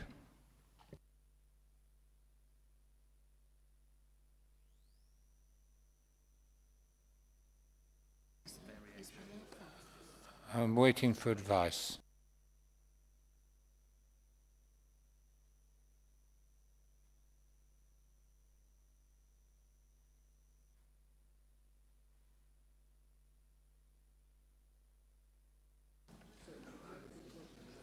Councillor McDermott, is it a point of order? Yes, it is, sir. I don't see why we're going for a vote at all, because everyone in here has voted not to have a theatre of any description in Tunbridge Wells. Yes, that's what you voted for. Sorry. I'm afraid you did. That's what you voted for. Councillor McDermott, that isn't a point of order. Mr. Mayor, I think Councillor Pound, if you recall, at the last council meeting, you were seeking to vary the order of business under Council Procedure Rule 2.2, and it's at Council Procedure Rule 2.2, which it says it will be moved and voted on without debates. The advice from the monitoring officer is that motions without notice can be moved, and I can't see within the Council Procedure Rules where it specifies that they're moved without debate. So she's indicated that the fact it's been moved and seconded, that the motion can be debated. I will accept that advice, except to say that last time the monitoring officer did actually quote Section 12 of the Constitution, Part 4, and didn't allow for a debate. But if that is the judgment this time round, which is different, we'll have to accept it.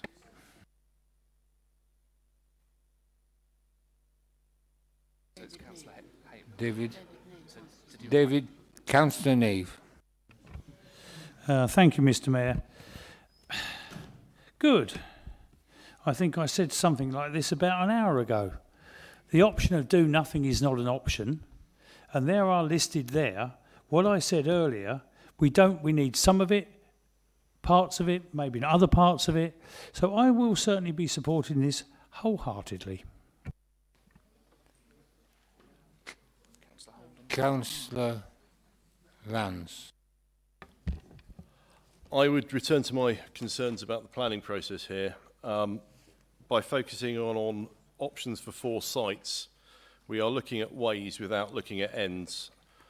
This needs to have a broader agenda than simply where do we plonk down a theatre. We need to be discussing what it is we actually want from that. If we do that correctly, I doubt that the 18th of December will be a satisfactory date for the report back. Councillor Holden. Thank you, Chairman. I'm not happy that we should proceed on such an ad hoc basis on such an important subject as this, and that having just had the debate and disposed of that issue, I think it's now right that we should go back to more formal and proper methods of determining council business. And I think it would be very strange, in fact it is very strange, that such an important item of policy should be put to a cross-party outfit, which I'm not sure if I know exactly the composition of it, but it seems to me, as I understand it, that the ruling group doesn't even have a majority on it. We're not a hung council, and that we've got an independent outside chairman, with which I don't agree as a way forward either. This council should be able to determine its own ways forward. The ruling group should be making the decisions, and then presenting it for consideration by the council. I'm not happy that this has been dropped on us this quickly, and I'm therefore not going to support it. Councillor McDermott. Well, obviously I didn't have the right idea before, but I'm going to read to you what Section 1 said of the previous report. It said that given the importance of culture and leisure to the town's economy and social environments and economic well-being, and in recognition of the planned growth of the borough population, this council endorses the principle that it wishes to provide a theatre, not any theatre at all, a theatre that meets the needs of residents, visitors and producers. Now, this meeting has actually voted that out. So they've actually voted not for a theatre of any description. So I'm terribly sorry. I think this whole thing now is out of order.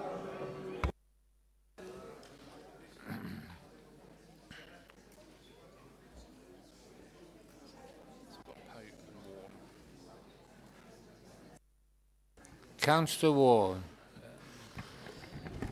Thank you, Mr. Mayor. We've heard a lot this evening from residents and businesses not really being consulted throughout processes. I would just like to remind members and all people listening that we are actually at this very present moment in a live consultation period with our local plan, our draft local plan. And we should be encouraging our residents to take this opportunity to make their comments known, because within that plan we have draft policies, RTW1, which is on the Calverley Square grounds, and others on the Civic Complex. And we really need to be letting people know that this is their opportunity right now, between now and the 1st of November, to let us know what they want us to do. Thank you very much, Mr. Councillor Mayor. Pope. Come back. This motion is an interesting motion. We definitely have to do something and look to the future. I don't fully agree that we should try and come up with a report by December, or I presume maybe that's an interim report. It's not completely clear. But I think there's one thing that we do have to do, and that is change the way we actually plan for the future. And that needs community involvement. And community involvement does work. If we look at St Albans, there's Look St Albans. It's a community-led organisation helping to shape St Albans with design charrettes on major developments. We should also look at Kendal. Kendal last weekend had 2 days of community planning events to plan the future of the town. In fact, this evening, the report back presentation was taking place, and this is part of a programme of community engagement events that they're running. So yes, we do need to keep moving forwards and think about the future. But we do need also to be much more transparent and open in the process and involve the community, bring in external experts, and make it a much more open process where people aren't left in the dark and the community are involved in some of the shaping and decision making. Councillor Hayward. Thank you, Mr. Mayor. The essence of this motion is to effectively continue with expansion the work that the cross-party committee has been doing, which in my personal view has been very constructive. And what the motion is trying to achieve is to expand this to the point where there's inclusion for hopefully external sources. Yes, external sources, of course, we use experts, other further members of the council, and hopefully members of the public. Thank you, Mr. Mayor. Councillor Ellis. Thank you, Mr. Mayor. I have been part of the cross-party consultations on this and the options available on this side of things. And during this area, I was actually quite much in favour of an event space. The reason I voted against was actually looking at the theatre itself as a name actually in this area. So that's why I voted that down. However, I feel that the cross-party agreements have been positive. We found some common ground which we could move forward on. Therefore, I would be happy to actually support this motion. Could you halt whilst the people clear out to the top there? They're making too much noise for you to be properly heard, and we can't have that.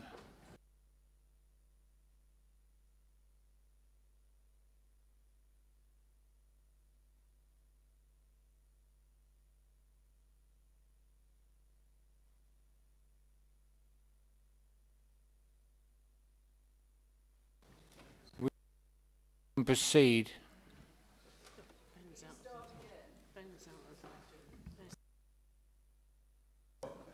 He can be on that side.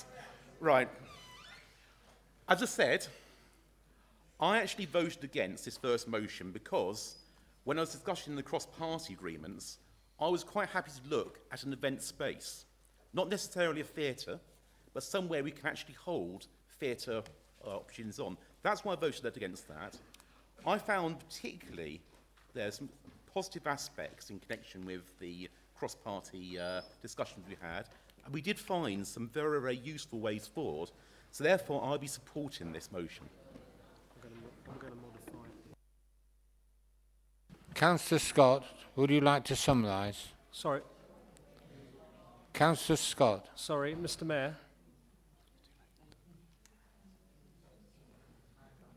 I have called him and you hadn't put your hand up. You try and be last and it's causing you a problem. Councillor Scott. Thank you, Mr. Mayor. The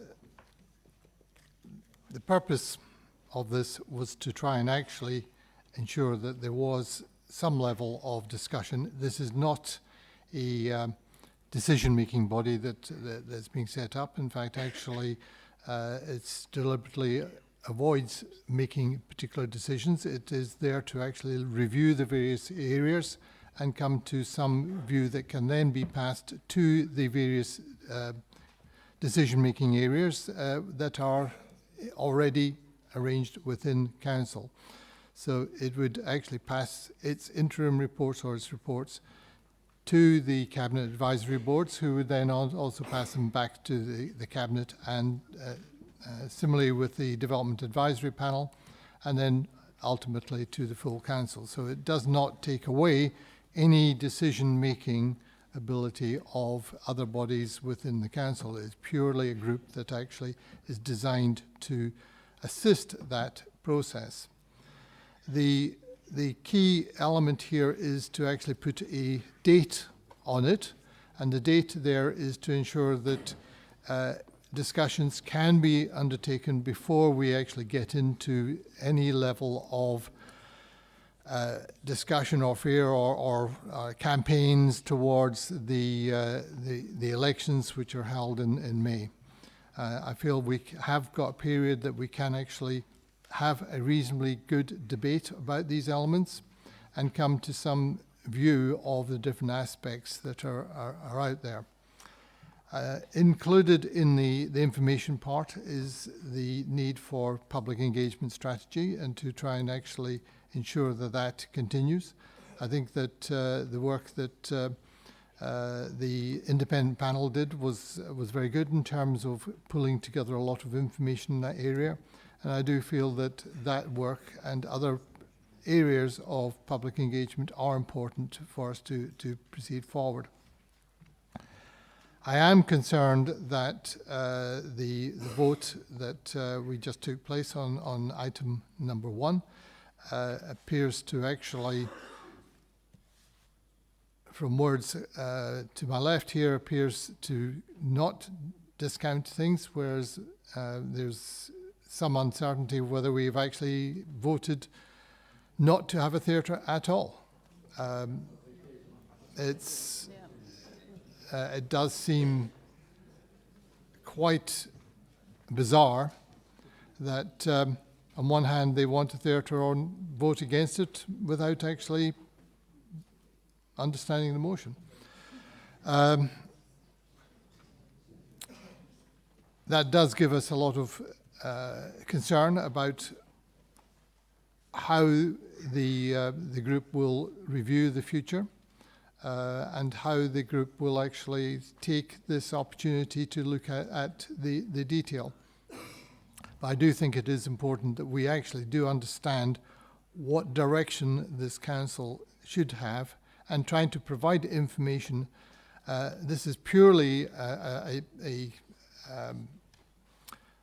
panel or group that is there to help provide information to other councillors for the other councillors to make a decision. So I put the motion forward. It's the point of order, Councillor Mrs. Soiker. This is not a point of order. I just want to say that I would definitely support this. Sorry, if it's not a point of order, you can't. Councillor Scott was the last person to speak. I've had a request for a recorded vote. Okay, Mr. Mayor, so we're now going to take a recorded vote on this motion without notice, the details of which are set out in front of you. When I call your name, can you please indicate whether you are for, against, or whether you wish to abstain? And as with the previous votes, I will repeat what you've said so that anyone listening from home understands which way you voted. So, Councillor McDermott. For Councillor March. For Councillor Dawlings. For Councillor McConaughey. For Councillor Scott. For Councillor Holden. Against Councillor Woodward. Abstain Councillor Mrs Cobbold. Abstain Councillor Fairweather. Abstain Councillor Dr Hall. Abstain Councillor Noakes. For Councillor Bland. For Councillor Ms Palmer. For Councillor Thompson. Thompson isn't here. Councillor Hamilton. For Councillor Bailey.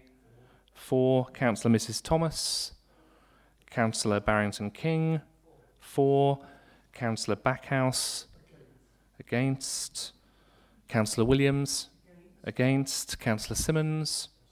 Abstain. Councillor Mrs Soyka. For. Councillor Stanier. Abstain. Councillor Rands. Abstain. Councillor Hickey. Against. Councillor Funnell. Against. Councillor Poyle.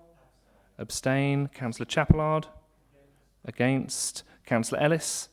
For. Councillor Lidstone. Abstain. Councillor Morton. For. Councillor Warne. For. Councillor Atwood. For. Councillor Bruneau. Councillor Pope. For. Councillor Hayward. For. Councillor Willis. For. Councillor Pound. For. Councillor Everett. For. Councillor Hill. For. Councillor Lewis. For. Councillor Neve. For. Councillor Atkins. For. Councillor Podbury. For. Councillor Scholes. Against.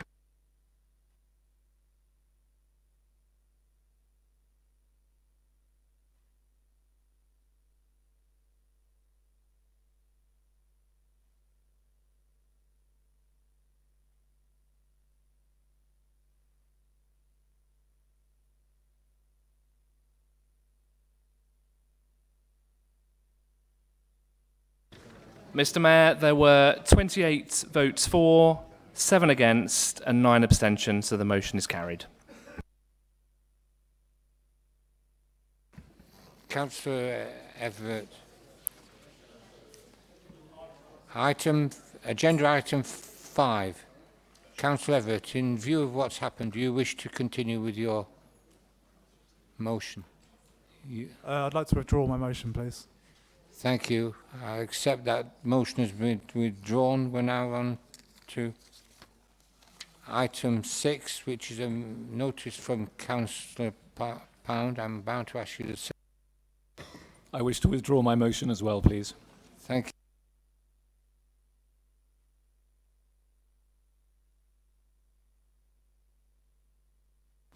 Councillor Ellis, agenda item 7.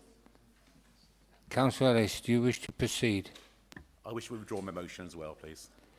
Thank you.